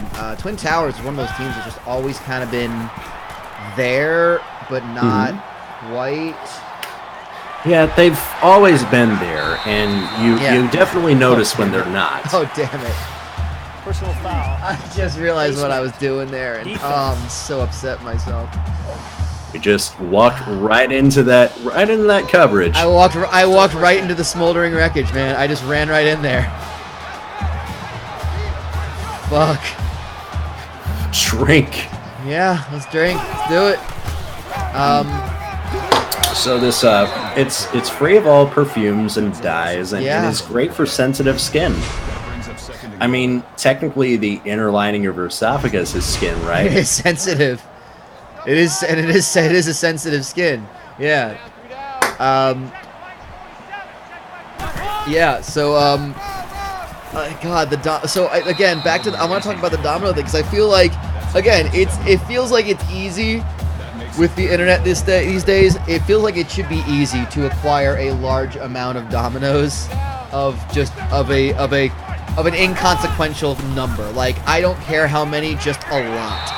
Like, the point where you would order them by weight instead of by number, because it's just easier that way. Wandering Lush just went ahead by 2 scores. 4:46 to go in the fourth quarter in that one. Keep an eye on that one. Ooh, Twin Towers taking the lead. Bobby Holloway. But the thing is, then you set them all up, and that's great. And, of course, it's all to, knock them all over. But if you've ever played with dominoes, and then after you go through hours of painful, careful construction, do those guys have, like, just skin? Are those guys just really hairy? I have to ask. Oh my God! Yeah, that's the thing. Like, instead of painting up their bodies, they're just very hirsute and just decide to grow it all out, and it's very matchy too. I think so. Yeah, so that's and like when you set up dominoes, you set them up and you painstakingly spend minutes, hours on this perfect setup, and then you just tick that first one, and you hope that you didn't, because one thing that's worse is if you don't get it from start to finish, if it stops somewhere in the middle because you fucked something up. But even if you do, then like there's that, oh, that was so cool. Oh my god, this is a gigantic mess we have to clean up. Or better, worse, when you're like starting to learn the craft, and you're like several thousand pieces into like a million piece like elaborate design, and then all of a sudden you put one down and just kind of teeters over and just cause the whole thing to come down prematurely. And just damn it! I like that you said when you just learning the craft as if like there are like domino gyms and like there are training centers and like there are just sages and experts that will offer their counsel that parents can send their children off to learn to be an elite level domino player, stacker, builder, constructor. Yeah, and you'll of course in some of these rural towns like South Tucson, you'll have like the dude who just like took it for a couple of weeks and then all of a sudden believes that they're a master of the craft. Oh, do you think there's a bunch of like bullshito with domino gyms? Yes, some McDominojos. McDominojos, yes, okay. Very good. Oh god, it's like CrossFit, but for people who don't want to, but for people who are way more patient. And far less rhabdo. Yeah. And honestly, we're not sure about that necessarily. Has anyone contracted like rhabdo at like an indoor sporting event? I really stopped laughing at it a second and then come up with a concept where someone would. Jesus Christ! At the national 9-ball tournament, the number 1 seed just came down with a case of rhabdo. Yeah. 9-ball, not even proper billiards. 9-ball. Or like the trick shot competition that they show on ESPN from like the 80s, where everyone's wearing a tuxedo vest and bow tie for some reason. Oh, they still do that in professional snooker. Of course they do. It's part of like it's like the cricket outfit. It's like you gotta wear the damn sweater. Marmalade Shack seems to have gotten one back. We're gonna go ahead and check in on that one for a second. We're gonna stick with the Bob Barker Twin Towers game as well, as that one is getting very close. Especially Test cricket. Test cricket uniforms, just like if baseball uniforms never evolved after the 1920s. They're like when part of the outfit is a sweater, like there's your thing right there. It's like I kind of love it though. I don't love the sweater. Like I'm not into it's more from a stylistic sort of thing. I don't like the sweater. But like, you've got to be just like banking on just cold days all the time, because it's got to get hot for like several periods of time. It's weird because aside from the sweaters, like it's just like it's these like it's these kind of like starchy looking but baggy pants, and then these like shirts that I think are button downs. They may not be button downs, but they have like a collar on them, and they're a little again. It's very starchy. That's starchy. Very starchy, a lot of starch. Exactly, and that's going to be the finish for that one. That is a final score for Twin Towers getting their win. We'll head back to... That was a good game. That was a very good game. That's why we're sticking with it now. We're going back to a second game, our feature game actually. Wandering Lush still have the football. But cricket, with their outfits, I feel like it was, the outfits were made for a bunch of guys who had day jobs as painters or like carpenters, and so they needed to have something that they could just not have to change when they head from their work to the cricket fields, stadium grounds. Right. So like that's why there's these baggy, like almost like work suit jumpsuit sort of things. Wembley is telling a story about how snooker legend Ronnie O'Sullivan tends to sometimes take off his shoes and play in his socks, and he'll get like fines and warnings about this. And I'm just thinking, Does he take his shoes off because he loves the snooker? I think he takes his shoes off for like comfort reasons or some. Okay. He's a massively talented player and sometimes eccentric. Like, he took like a whole year off the pro tour just to go work on the farm because he had basically just had enough of it and came back and, oh goodness, he's just as good as he ever was. Of course. I also think about oh, he's taking off his shoes. Why? Oh Christ, he's just beating the shit out of his opponent with the shoes. I mean, you know what? Why not? High stakes, underground, high wager snooker games where everybody just takes off their well manicured shoes. I mean, yeah. I mean, okay. That's the thing. If it's like trick shot, it's not really trick shot, but you know, billiards, snooker, and everything like that, they don't really have a defense. I feel like you should add a defense. Like you get like that weird bowling show where it was like. Was it called Let's Bowl, where they gave like someone an air horn one time per game? Yes. I vaguely remember this. I vaguely remember this too. All I remember is the air horn, because what better weapon in bowling other than the ball and pin itself than an air horn? What great defense. There is no defense in bowling. If defense wins championships, no one can be a champion of bowling. What other sports, if we follow that logic, I want to think about what other sports can there be no champions of because there is no defense? One of our favorite indoor sports professional darts. Like somebody just darts. sets up like a giant air conditioning fan that just blows air over the hockey, just to be like, oh Jesus! Now these darts are blowing like 12. Okay, well here's the thing. Let's institute. I want to save this for the start of the next set of games, honestly. But I think we're onto something here. I think golf has defense. I've seen it. Those windmills are a bitch. Wait a second. But that's you're playing the course. You're not playing you're playing other people. But it's like running. Like racing. You should not be able to be a champion of anything like track and field where you're running because there's no defense. You can't put your friends or your teammates on the lane of your opponent. You got hurdles. But again, you're not. Now, if you were allowed to set up the hurdles wherever you'd like, then yeah, we can talk about it. You just have. I would imagine there at some point in the history of track and field has been just a dude who has served a hefty ban, not for taking performance enhancing drugs. We got a pivotal onside kick in this game. That of course is. Did the Shaq get this up? I don't know. We're gonna see. The Shaq got it. Holy shit! Holy shit! They could tie this. What in the world is happening in South Tucson?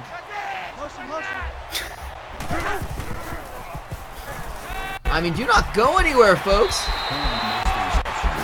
Yeah. We're gonna save this discussion. We're gonna start this discussion properly at the start of our third set of games. There was no defense for that onside kick. Yeah, exactly. Our feature game in the third session, our late session, is Crashzone Trampoline Experience, going to the Big D and facing Diddler's Family Restaurant. But right now, the Marmalade Shack looking to go. They got just about a minute to go. We are focused entirely on this game right now.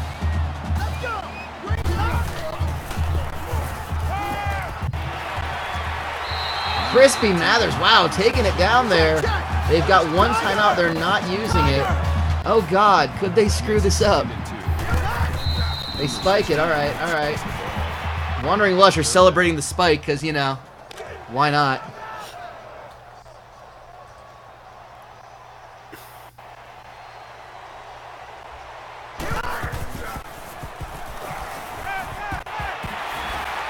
Oh my God, he got that catch. Holy crap. Maurice Woodard, 13 yards. This is why they're champions. This is a championship caliber team we are seeing potentially force an overtime at home. In theory, a game they shouldn't be this far behind on. Oh my God, they scored the touchdown. Holy shit. Woodard. Jimmy Dean sausage. Sausage to Woodard. Oh my God. Oh God. He's got a 300-yard game. I know. This child has a 300-yard game. It's all coming downhill from here, folks.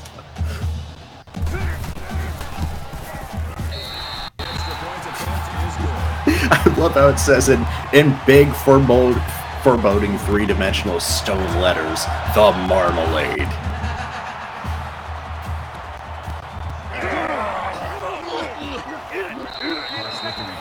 Kickoff return 17 yards.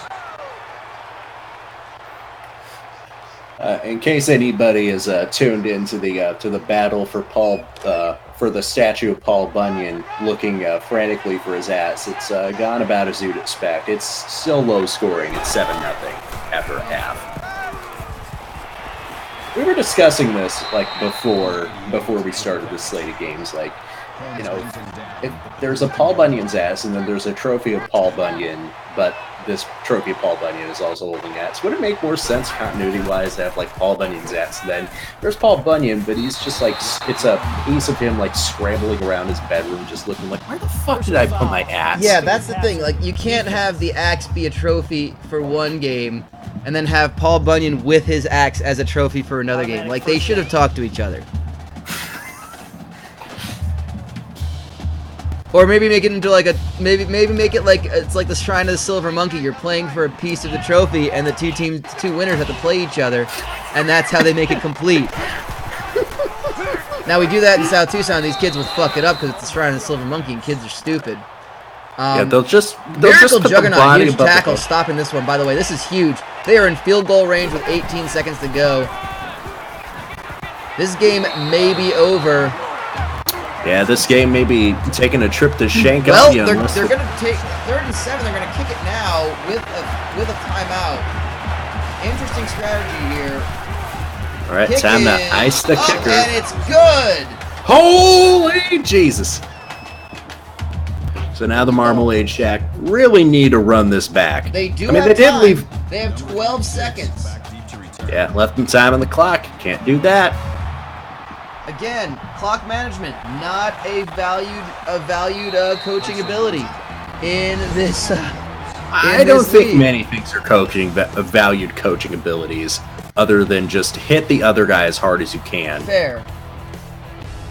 And don't drop the fucking ball. Does Jimmy Dean Sausage have one last game-winning drive left in him? Is he elite?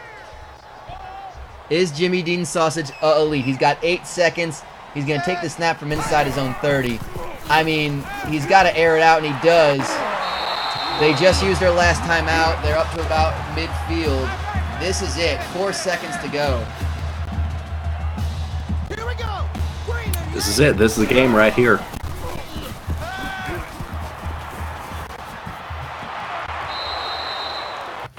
Oh, it's incomplete, and that is game.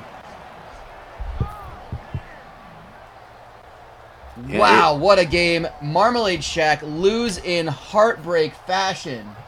Oh, man. Wow. They ran it all the way back and just kicked the damn field goal. Wow, well, we are going to go ahead and while we get our next game set up, we are going over to one of our games we're looking live in at, that is Welders of the Universe at Moist Adventures Indoor Water Park. Two high-octane offenses. Should be a fun one. Michigan State have the football. Let's see what happens in this one. Well, I'll tell you what happened. Let's just say they low workied 6 points out of this.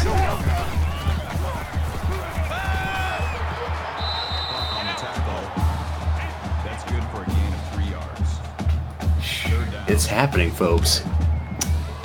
It's happening.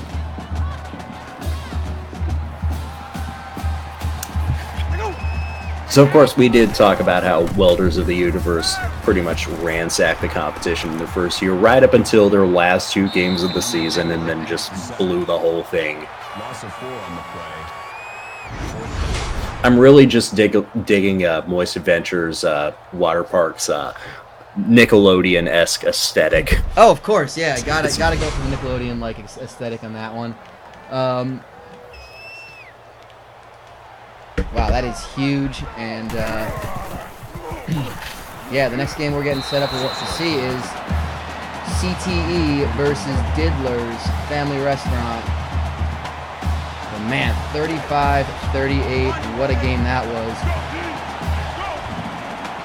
Yeah, and we're seeing DeCullen Ream. Yes, DeCullen Ream. Impact player for Welders of the Universe. Impact is an impacted colon is not a good thing, but That'll make it 2nd and 4. I don't have a second half of that sentence. I think it's just not a good thing. Imagine, oh Jesus, could you imagine if one of Carlos Colon's kids turned up at Impact Wrestling? Impacted. Didn't he? Didn't one of them? Didn't Carlito? Good for a gain of 8 yards. That sounds about right. It does. It sounds like a thing that should have happened. With the fledgling trajectory of the career that Carlito Colon had, I feel like it would have happened. I like how Welders of the Universe has a quarterback named Kirk Fogg, and here he is now. And here he is now. Yes.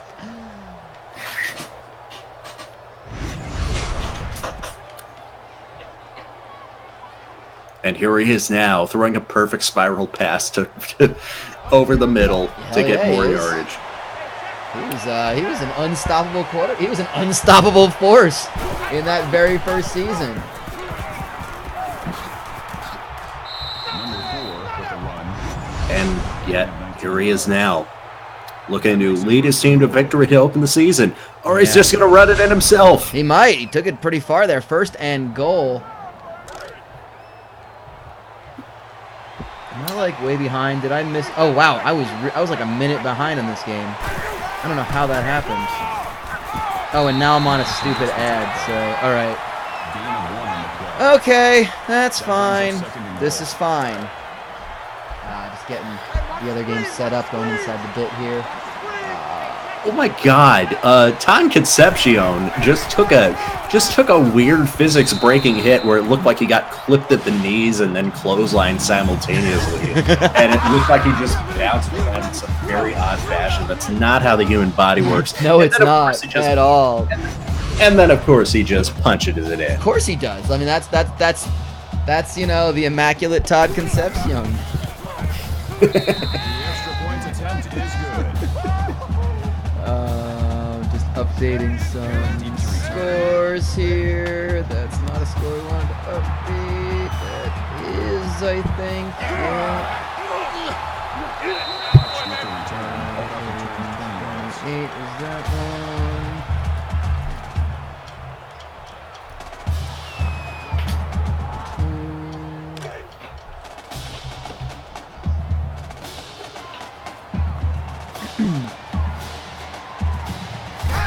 For busted rubber.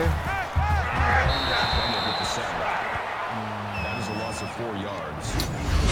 That 8 makes it 2nd damage. and So yeah. 14. So now that we are starting off with our It happened. Oh, by the way, I think we've seen for the first time this season the very wonderful glitch where they'll try like a play action and the quarterback just gets frozen in time. Oh, the stroke. Yes. You want to talk about stroke? I'll show you stroke. Stroke.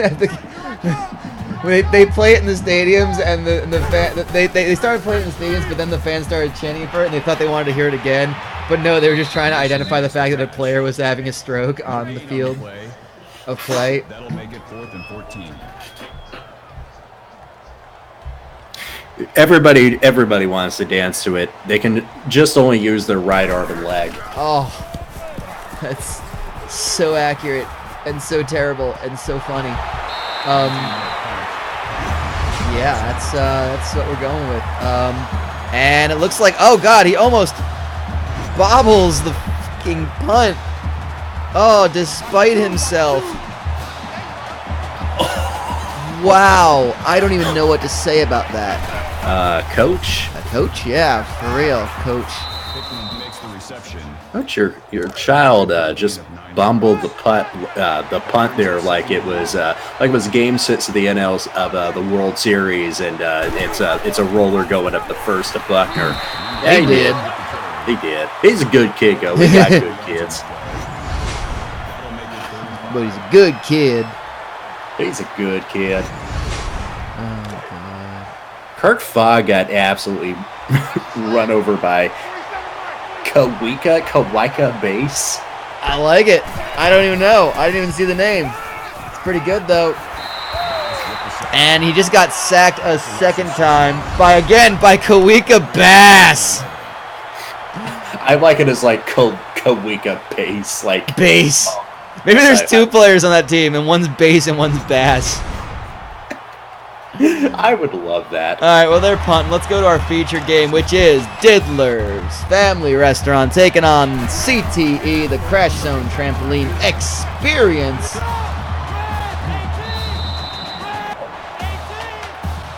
Diddler's, of course, coming off a 4-6 season, but you know they got the big stadium, so they're gonna host the fucking game. Taking on, and that's the thing, they can always bring in these good teams that want to go and play them. What is the story of that OT game between Del Grangos and Mitch's? That's a good question. They're in overtime right now, yeah. 31-31, they're in overtime. It's my understanding. That's the only overtime game of the second session. Still playing. The big diddle might just be like our in-game universes, our extended universe's biggest, greatest example of wasteful public spending. Yeah. And you know, that's the thing. CTE's actually been an alright team, but they went 3-7 last season. So like they're looking for an uptick in their mojo, I guess. That's right. Crashzone Trampoline Experience, the official home of the South Tucson Slam Ball League. They do have a slam ball league, don't they? And a dodgeball league. Sometimes played on the same court at the same time. They really are. They just said, hey, here's a potentially dangerous game. Maybe we should, make it more dangerous. Speaking of dangerous, everyone's hurt again. Oh, God, it's Jakari Haynes. It's their quarterback. He is made of paper mache. He is part piñata at this point. You don't want to bring him out there and get him hurt. Oh, no, maybe it wasn't him. I don't know. We'll find out. But I feel like this is a team that had their quarterback get hurt all the damn time. It just sounds right. If it sounds right and it's comforting, you just latch go onto with it. it. Yeah, roll with it. Roll with it, baby. Hook 'em. Bug him. Hook 'em. So, we were talking about this earlier, and about how if defense wins, I want you to go with me on this journey, please. If defense wins championships, then in sports or games where there is not an aspect of defense, can there be a champion? And if so, or if not, how do we add defense to that game or sport to make a champion? And I think we started out with what did we start with? We started with billiards and snooker. Yes. And we started with bowling with air horns because someone did that.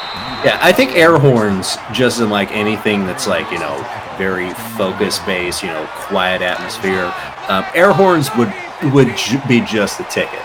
Yeah. Like golf has had air horns. Along with tackling as well.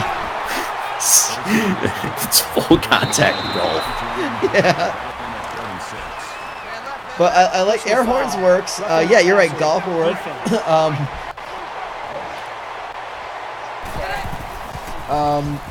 Figure skating does not have a defensive aspect to it. Not only that, but it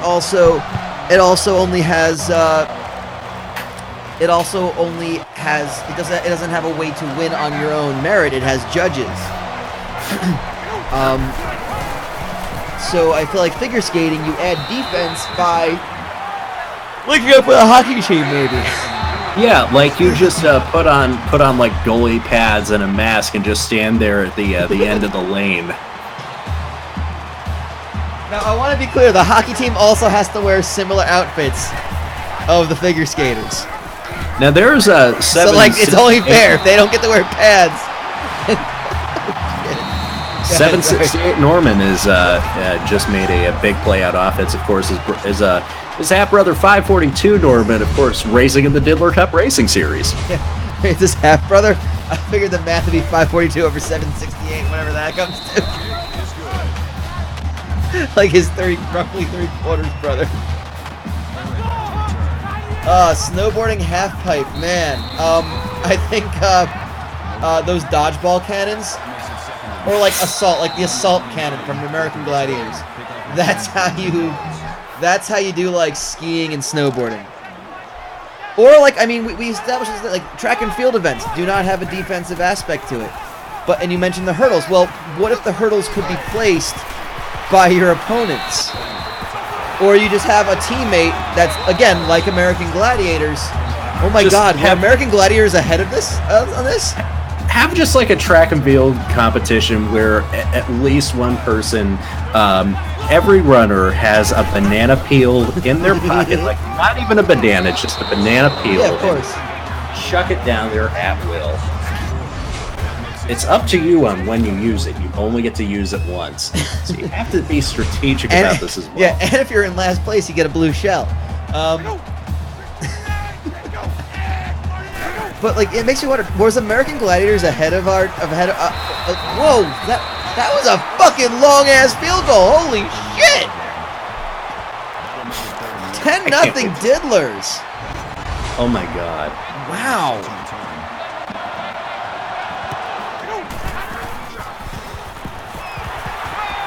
It just got over there.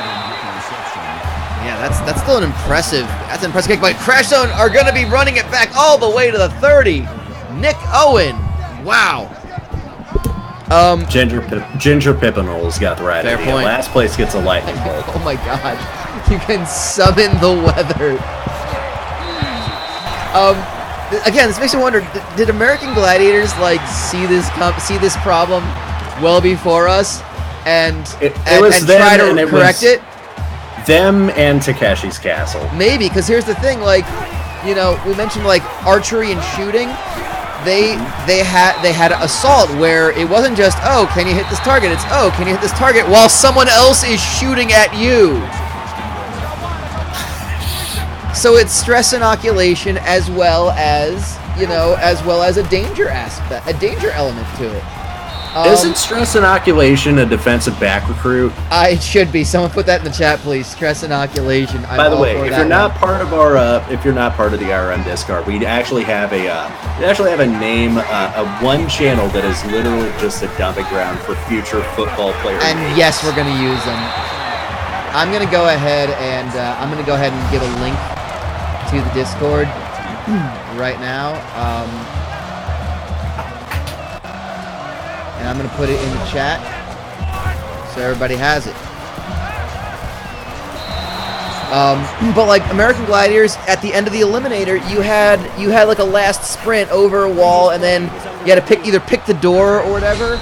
And even like Gauntlet, you had the Gauntlet event, which wasn't a very popular one, but it was similar. You had to basically make it your way from one end to the other, and basically in your way was Gladiators with like those foam pads and shit. What if bobsledding had pistons you could fire into the side of the sled? I mean, this is getting dangerous, and I'm for it. I feel like bobsledding, gosh, bobsledding should be. You can add defense to bobsledding by having two on the same course, and have them like smack at each other. Like you have a weapons guy. It's like Double Dash Mario Kart. Yeah, just have like a multi-tat lane bobsled track with a crossover point. Yes. With multiple crossover points. Yeah, exactly. That's what we're saying. I think that would be so much. I think that'd be so much more fun. And again, and you can also go like old school like Ben-Hur chariot racing, where like they're neck and neck with each other. Because I mean, all bobsleds basically go roughly the same speed. Like their times aren't too far off. So you're probably racing alongside somebody. You can just have a guy whose job is just to get up there and just whack the other people with like a crowbar or a rolling pin, or just chuck some like metal ball bearings into the course.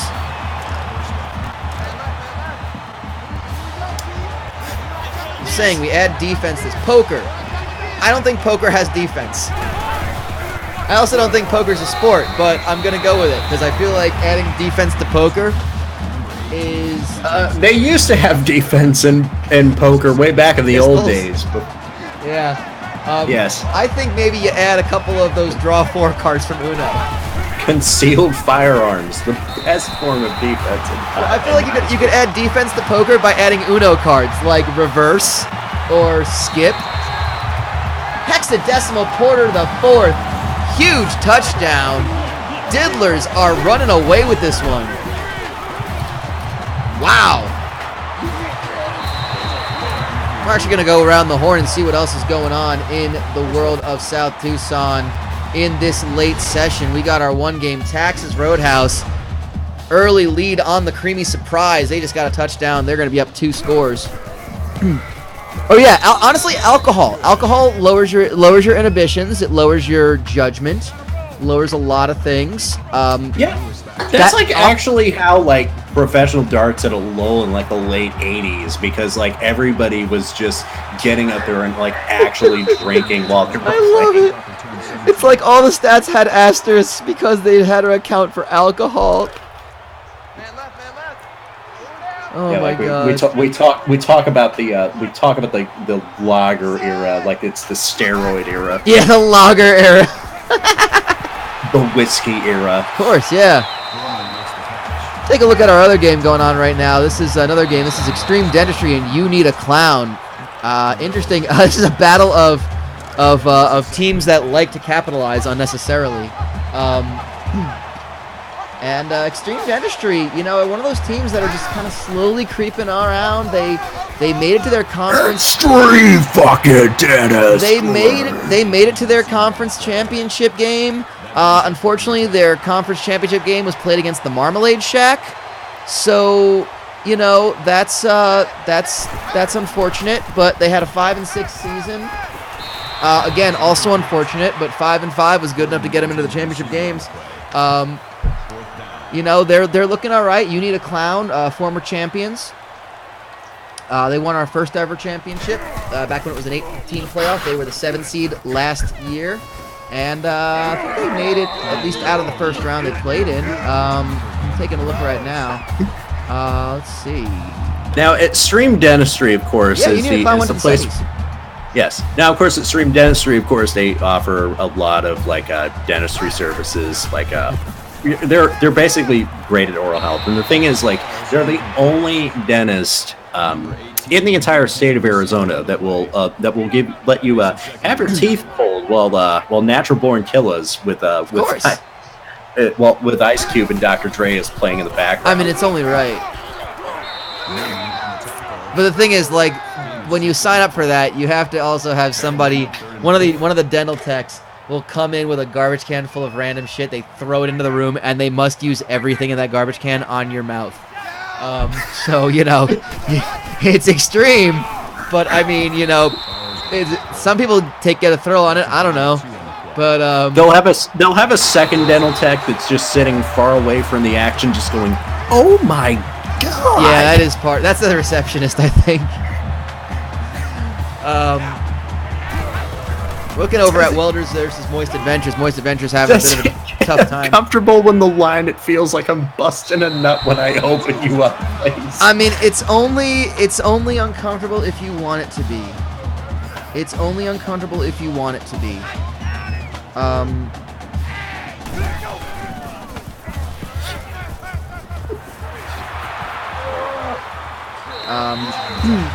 Yeah, I don't know exactly, but Welders of the Universe looking like they're right back on form, but Moist Adventures are driving a whole lot of love. Yeah, they are. A whole lot of love with that. And there comes... Oh, is that Spencer Gifts? Big 16-yard rush. Or as the locals tend to call them, Spencer's Gifts. Spencer's Gifts, yeah. I think his middle initial is S. Texas Roadhouse just took a bigger lead, 28-10 over Creamy. Surprise, wasn't expecting that one. Texas Roadhouse had a down year after just dominating.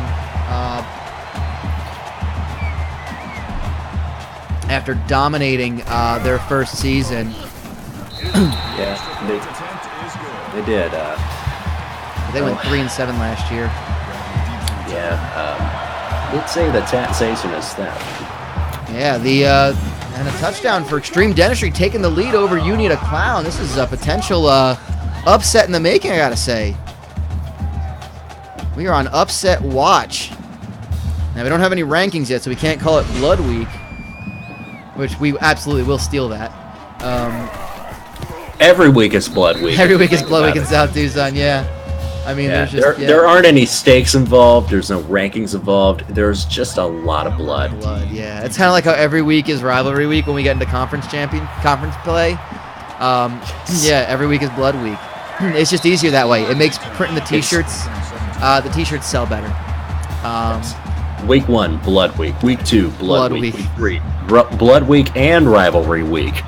Not until 4, but yes, you're right. I forgot the Dodgers and the Brewers are tonight. Game 7, if necessary.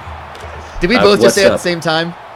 I've got Game 6, Game 7 if necessary, Game 1, Game 2, Game 3, Game 4, Game 5 if necessary, Game 6 if necessary, and Game 7 if necessary. Fever. Excellent. Excellent. That's what I wanted to hear. I did read that from Mr. John. Boyce. Mr. Boyce as well. Yeah, looking at this, You Need a Clown. How do they get back from this? Oh, they just chuck it downfield. No one there for that one. I'm also kind of looking at what I'm watching tonight, because I feel like there's too much MMA to watch at the same time. And that's tough. I know I'm going to be watching Professional Fighters League, because that's entertaining as shit. I like that a lot. I don't know if there's a UFC. I'm always amused by the random names of some of these things. I wouldn't be surprised at this point it feels like there's a UFC card of some kind every week. There's somehow not, and I feel like that's a mistake. I feel like there has to be, just because there always is, like you said. Like, I remember a point where, before, like, the explosion, the mixed martial arts explosion, where it was just like a once-a-month thing, and now it's just like, there's a fucking card every day, it seems like, and there's always something on, like, Fox Sports. Yeah, there really is. And if not, there's something on Fox Sports, too. And it's just like, come on, guys. For the 30 people that carry Fox Sports, too. Yeah, and the millions watching at home.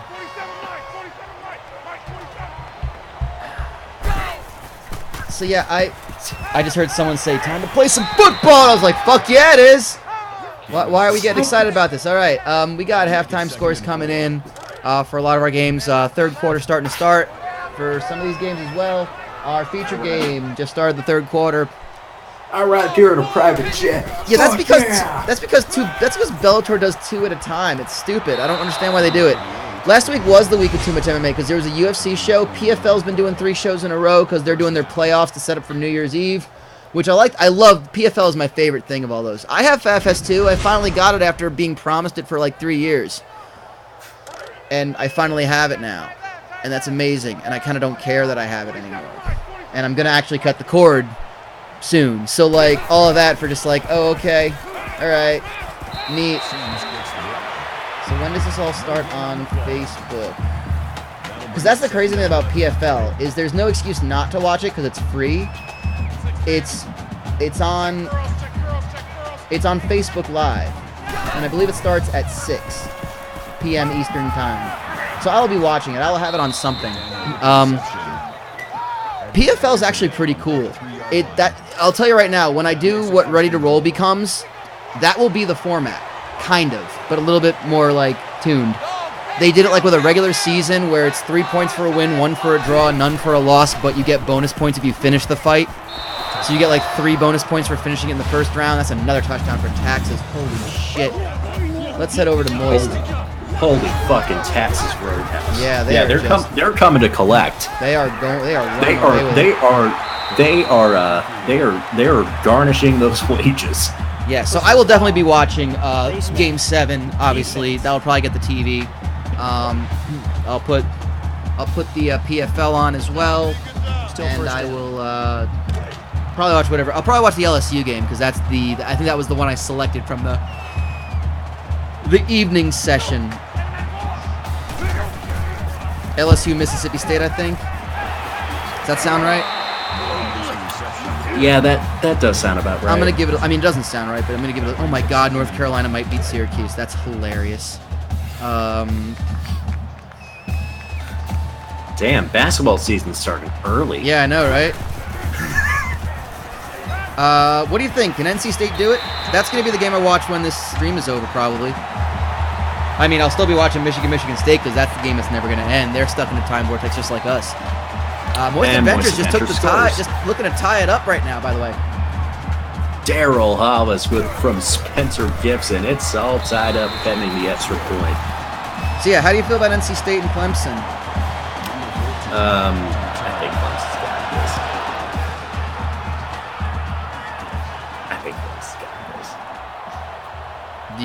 I couldn't hear you. Do you not know? I think Clemson's got this. Okay, so I was like, people are either saying like, NC State's undefeated, or they ain't playing nobody. They've played nobody in a not enduring way, not like Jason's beloved Kennesaw State Owls. Number 2 in the FCS. They have played nobody with a passion. These are the teams they have played: James Madison, Georgia State, at Marshall, Virginia, Boston College. Which makes me feel like there is a murderer's row waiting for them. No, there is not, because the ACC is terrible. This is like an NIT tournament bracket. Yeah, right. At Syracuse, happening at the moment. Oh, sorry, no, that's tomorrow. That's next week. Versus Florida State, Wake Forest, at Louisville, at North Carolina, and then finishing off the season versus East Carolina. NC State could be a one-loss team. Yes. They could legitimately be a one-loss team and still be terrible. The Power 5's mid-major. They are the mid-major of the Power 5. That's amazing. I can't believe that. Butch Jones, 55, joining us. Love it. I can't believe it. We've taken all this time out of preparing for the Alabama game. Which he's clearly not doing at the moment. They're down 14-0. Oh, it's fine. Like, Alabama staff is like 200 people deep. It's fine. Oh, I know. The consultant, the expert, to the specialist, to the consultant of defensive tactics and special teams. That all sounds accurate, actually. Yes. NC State can go 11-1. This is an absolute thing that can happen, and I don't know. Are they in the same? Are they in the same division as Clemson, or would we get the rematch in the? No, we wouldn't. We'd get Clemson whooping on like Virginia Tech or Miami. Oh my God, this is terrible. Ooh, it's not as terrible as one of the Moist Adventures defenders just like tripping over the back of the Welders player. Oh, they just tripped over their own fucking ass right there, because there you go. Welders scoring, taking the lead yet again. Keeping an eye on 4 games for you right now. Of course, Texas Roadhouse up on the creamy surprise. That is currently 35-17. The scores at the bottom of your screen are all end of quarter, end of half scores, so they are not updated until the end of the next quarter. Extreme Dentistry up by 2 touchdowns on You Need a Clown, but You Need a Clown are driving. Let's go ahead and take a look at that game right now. Yep, just in time. Lucas Wood punching it in for You Need a Clown. They're not done yet. The Clowns are not down. Well, they are down, but they're not down yet. They're down, but they're not out. They're something. Yeah, Can I tell you last night? Go ahead. Yeah. You're always down with the clown. You're always they're down never with the down. clown, yeah. Or down to clown. Can I tell you I had such a problem? Oh, fuck you, Michigan. What a shitty, like, touchdown. Just broke free of a tackle where a dude fell on his face. I mean, I guess that's the kind you want to have, but, like, come on. But that's all right. Michigan State, in their typical fashion, will do this in, like, the fourth quarter. And will somehow involve an onside kick. So last night was Nova Pro Wrestling, the Sadie Hawkins Invitational. We decided this one-off show, tournament gimmick. 8 tag teams of a male and a female wrestler. And it was really fun. And we had 4 first-round matches. And then the 4 winners went to a 4-way elimination final. Right? Simple concept. Easy. 2 matches. You know, a 2-on-2 match, a tag team match. Winners move on to the main event, and that's it. And we had a bunch of other matches as well. I could not. I tried like 3 or 4 different times to properly say the format of the tournament, and I just could not get the words. I couldn't get the words to coincide with the concept. I was saying it's one-on-one, then I'm like, no, it's a singles. No, it's a tag team. It's a one-on-one tag team. That's not a tag team. And I just like, we're gonna reset here. My brain, like, I think I was ready to hand off a football for 5 minutes to nobody. This match is it's a 3-on-3 single elimination, double elimination. And last wrestler standing, reverse inverted battle royal. Best 2 out of 3 falls scheduled for 1 fall. 1 fall and 2 out of 3 falls and last man standing. I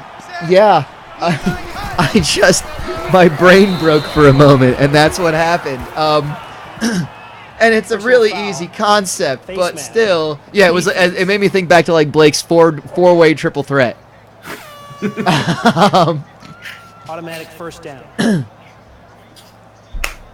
Oh hell, we got a tie game, Moist Adventures and Welders of the Universe.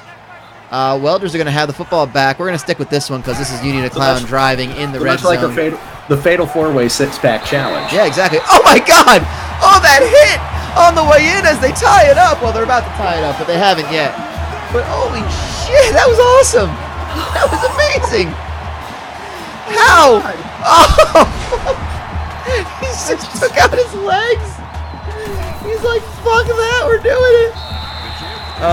He just made a beeline right for his MCL there. Yeah, just going for it. Like, that is, I mean, I guess it's technically not illegal if it's helmet to knee. It's not helmet to helmet, it's just helmet to kneecap. Yeah, it's legal, but it's also painful. The Unia Clown fans just spraying themselves in ketchup and mustard before this event. Right? A round-robin single elimination tournament. Yes. So yeah, PFL tried to do like a round robin. They didn't do a round robin. They did like 2 regular season games for points. When I do the thing that Ready to Roll becomes, it'll be a round robin. And then we'll do like semifinals and finals and shit. Now they're doing, they did like basically like 8 out of 12 make it to the quarterfinals. You fight the quarters and the semis in the same night. And then the finals, all 6 weight class finals will be on New Year's Eve, which is a pretty damn good idea. Like, New Year's Eve, you do need, aside from like between 11:30 and like 12:10, you do need some other shit to go on. Now they got the New Year's 6 now, so you get 3 bowl games throughout the day, which is pretty rad. Like, why not throw some MMA on there? Why not? I like that idea. Yeah, isn't like the big tradition in Japan, like the New Year's Eve show is like the biggest show of the year? They used to, yeah. I mean, it used to be like Pride and then Dream, and then like whatever like spurred out of Pride. I'm sure Ryzen does the same thing. I think so, but like, yeah, it's not on the same scale anymore. Like, honestly, if you care about MMA, if you're like me in that you care about MMA and like it, but you hate the UFC with a fiery passion, I like PFL. I'll watch Bellator because Bellator gives you weird shit. I will watch one. Especially ONE. weird. They no longer do the New Year's 6 on New Year's Eve. I could have sworn they did. Okay. Don't they do the semifinals on it, though? Or are they both on New Year's Day? I had to check the look at this. Okay. We're heading to the fourth quarter right now of this game. And we're going to go ahead and let you know that's... Okay. Yeah, so this year, the first half of the New Year's is played on December 29th. And then the rest of it picks up on January 1st, and then the whole shebang is Monday the 7th. Okay. Now there are games on New Year's Day. They're just not the New Year's 6. That's so there are a couple of games on New Year's Day that are going to be worthwhile to watch. We have the Military Bowl, the Hyundai Sun Bowl, the Red Box Bowl, the Liberty Bowl, and the Gator Bowl. We got the Red Box Bowl is a thing now? Yes. Oh my god. I That love is the this. former that's the former Foster Farms Bowl. Oh, of course. Well, you know. That happens, I guess. I don't know. Still the best names. The Cherry Bundy Boca Raton Bowl. The Makers Wanted Bahamas Bowl, formerly the Popeyes Bahamas Bowl. The Makers Wanted? Like, is Yes. that are we talking like bail bondsmen? Like, is that like people are wanted and they need to be made? Made into a criminal? Oh, touchdown, Extreme Dentistry. No, the headline from the SB Nation write-up from July 31st. I don't know how else to say this, but Elk Grove Villas, Illinois, is now the sponsor of the Bahamas Bowl.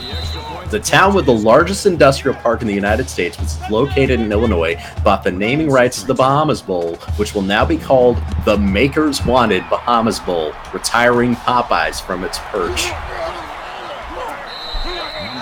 Wow. That's a town. This is where we are in America, that we are having a town invade the Bahamas. A town in Illinois sponsoring the game in the Bahamas. Yeah, I guess that's globalization.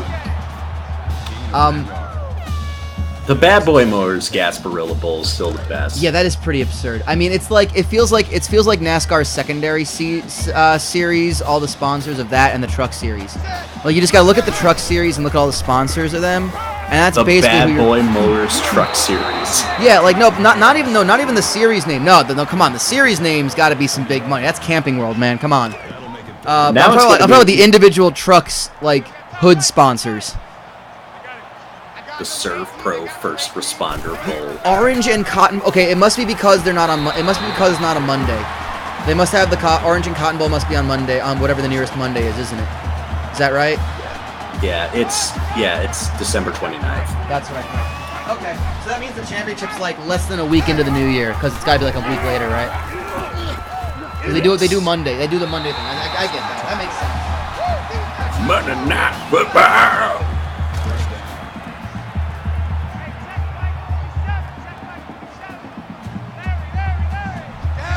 I just figured why even fake it? Just like, you know, do it whatever day of the week, a week after. Do whatever day of the week January 8th is.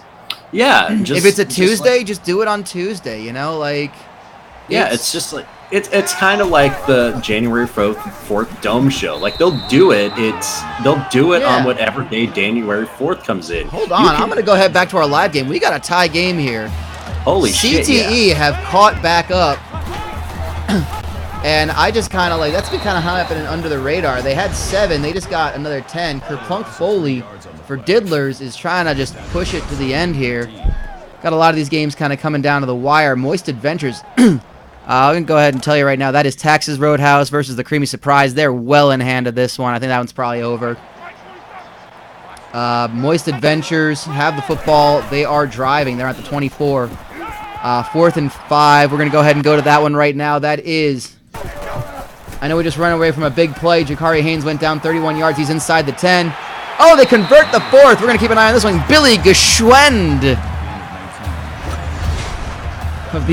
of the Geschwend family. Geschwend. We're going to be going back and forth between this one and our other game. We'll try to do what we can. You Need a Clown are down by a touchdown. 2:35 to go. Extreme Dentistry have the football, but they're inside their own red zone. Looks like Diddler's got the touchdown. Taking the lead again. Moist Adventures have a lot of time. They get, oh my God, they get a touchdown. They tie it up with Welders. Oh, they can tie it up with the extra point. 35 apiece. Shit, it's all happening at once. Shit is happening. Stuff is happening. This is like Soccer Saturday, final day of the season. Unbelievable, Jeff. It's the unbelievable Jeff.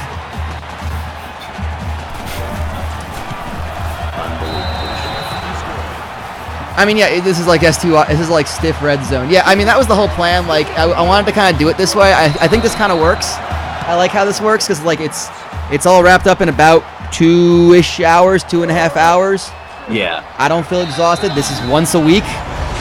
Opens up the week for other shit. I'm not doing, like, a game every night. It's kind of fun. We're just banter. We'll get some other people on as well and just kind of hang and... Oh yeah, the Truck Series, by the way, is going to get a different sponsor. It's basically going to be like another brand, and they're the same ownership. It's the Gander Outdoors Truck Series. Oh my God, I love that. Take a gander outdoors. Take a gander at these fucking trucks. Take a gander at these fucking trucks, yeah. Because I know it's obviously it's Monster Energy for the top level, the Cup Series, because Monster Energy sponsors fucking everything now. Yeah, and they're paying nets to nothing by this for the wave. Like, this title sponsorship came in at a cut rate. Well, who they need to get rid of? Well, Sprint was coming up to the end of their deal, and they didn't want to renew, and it was like months before the start of the next season, and then they realized, we don't have a title sponsor. Quick, let's start selling. Oh, wow. So they just dicked it completely up. Yeah, and this is also at the point where, like, the sport is, like, having, like, a massive recession in terms of participation, viewership, both on TV and at live events. Did not know that. All right, then. That is something I learned today. Yeah, because I was going to say, because, like, the secondary series is Xfinity, which is a solid sponsor. That's Comcast, man. That's NBC Universal. That's all right. I mean, like, it actually feels like it should be switched around. Like, I feel like Comcast is looking at this going like, what the fuck did we waste our money on? Why did we not do this? See, that's the thing. Much like certain professional wrestling monoliths, the TV ratings can be just they can just plummet, and they won't care because you have guaranteed television money. Folks, we are going to overtime at Welders and Moist Adventures. At the Big Puddle is what I'm going to call that thing for Moist Adventures. They are going to overtime. We'll keep an eye on this one. It looks like Extreme Dentistry are trying to kneel this one out. Yep, they are kneeling it out. It is over. Extreme Dentistry with the win. 35-28. That's got to be, I'm going to call that an upset over You Need a Clown.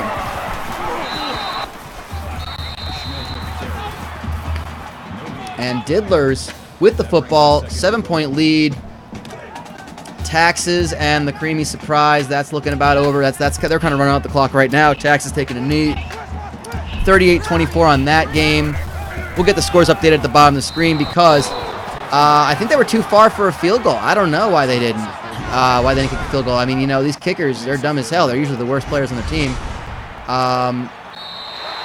Welders going for it.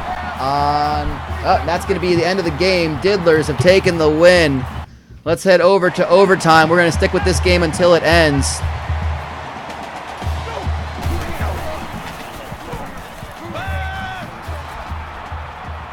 But Diddlers with a huge victory.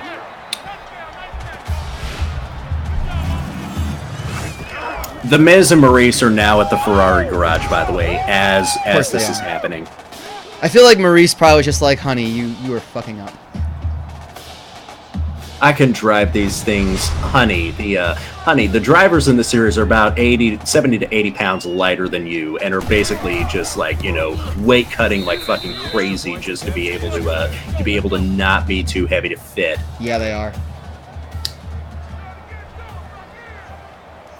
Christ. Well, that's what a week of games it's been. This has been intense. It's been exciting. We've got a lot of action to talk about. But I mean, like, we still have a game that's going to overtime right now. That's like holy shit.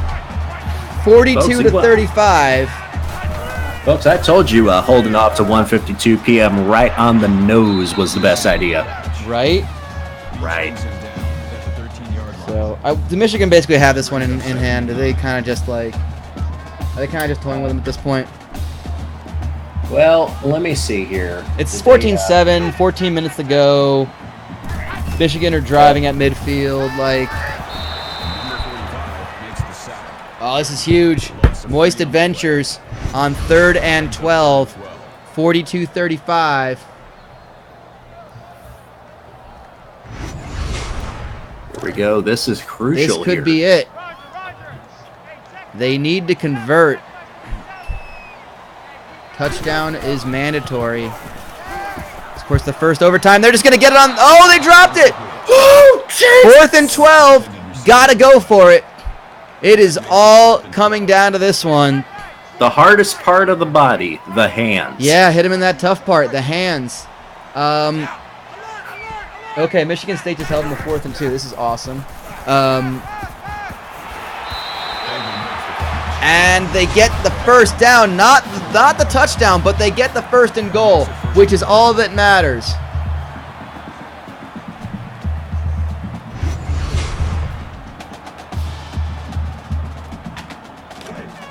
That is, yeah, they're moving the ball. They could get this in. They can, yeah, I think so. I think they might do it. I mean, they got 4 attempts now, and they only need the one. They just punch it in. Marty Mason running it in. And Moist Adventures are just one of those dangerous teams. Ever since they came into the league, they are a tough team to beat. Ever since they went into the league. Yeah.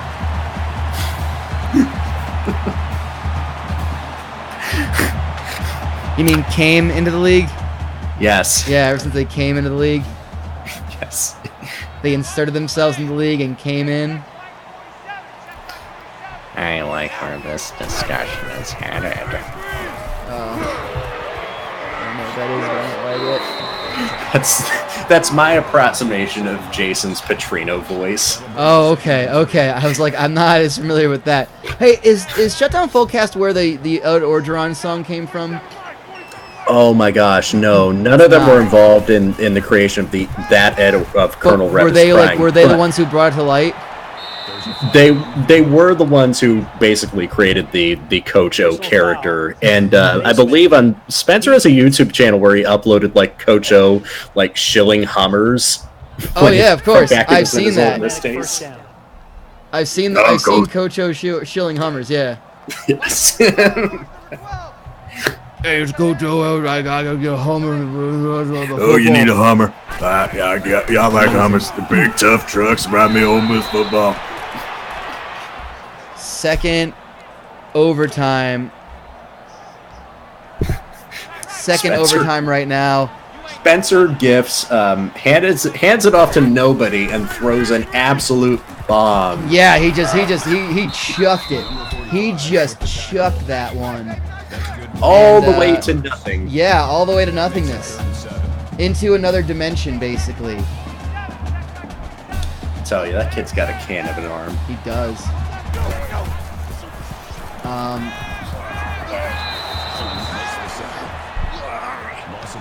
Yeah, let me see what we got on docket for next week. Couple interesting games. I'm going to see if there's any other ones that are worth putting on. Let's see. Don't want to go with any of these ones. I think I'm going. Yeah, we're going to go with.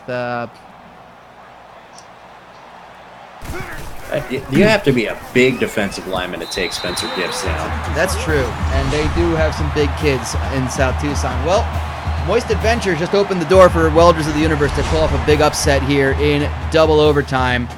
They kick the field goal. Welders of the Universe, a touchdown wins it. Yeah, Field goal continues it on. Next week, our early game will be Yoga for Fatties, taking on Abigail May's Aggressive Steakhouse, who had a big win, are 1-0 after taking out World of Shrapnel in overtime. These two today. businesses feed right into each other. Defense. The pun was not intended. How do they feed into each other? Oh, yoga and First down. steak. Yeah, yoga for fatties specifically, and then of course they're coming out of the Aggressive Steakhouse where they're getting their calories in. Yes. I believe I'm looking at these other games, see if I want to swap one around. No, I think we're gonna go with That brings up 2nd and goal. yeah, we got Hacking Jeans Smokeless Tobacco Warehouse versus Mama Logano's Legitimate Spaghetti House in the battle of the teams of the two fucking longest names. And then we got Hootenannies versus the Horse Pussy Saloon, two 1-0 teams in the second leg of the rodeo triangle. That's a drop. It is a drop. Yeah, 3rd and goal. So so Hootenannies can lock up the rodeo triangle with a win over the Horse Pussy Saloon, making the Horse Pussy Saloon versus Binging Texans game null and void, like not matter.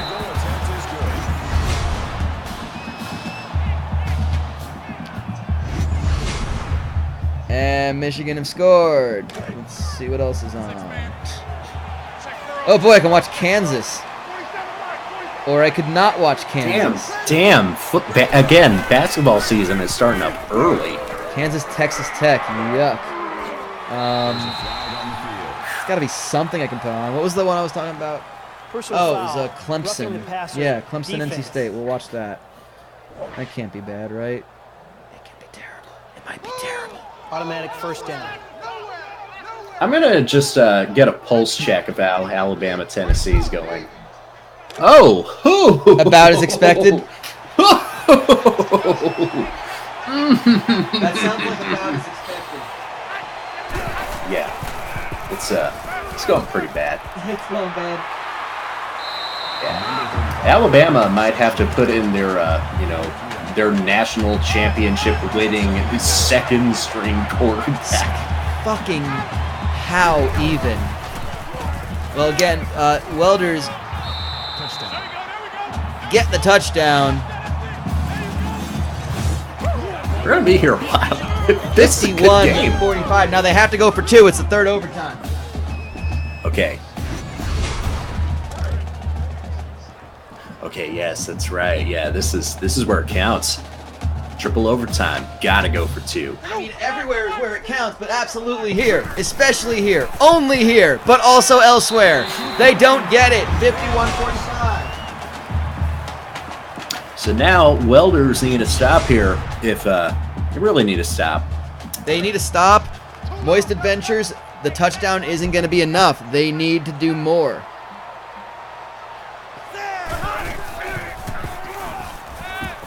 And Moist Adventures, it's all about giving you more. They are, yeah. That was the intended receiver on the play. That makes it 2nd and 10. Giving you more with the cost of your admission. Holy Jesus! I mean, that would have been out of bounds if he had come up with that, but good great. Oh my God.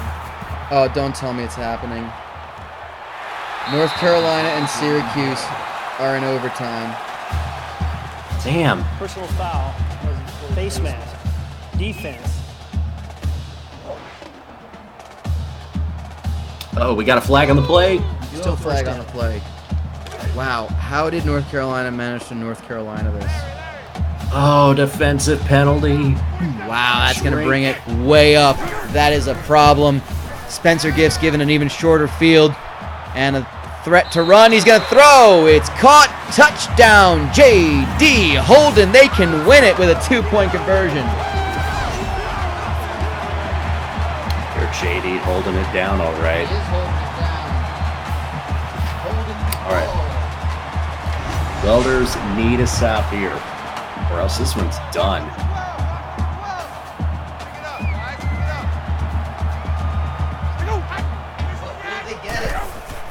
Can they get the stop to take this to a 4th overtime? It's a drop. 4th overtime it is.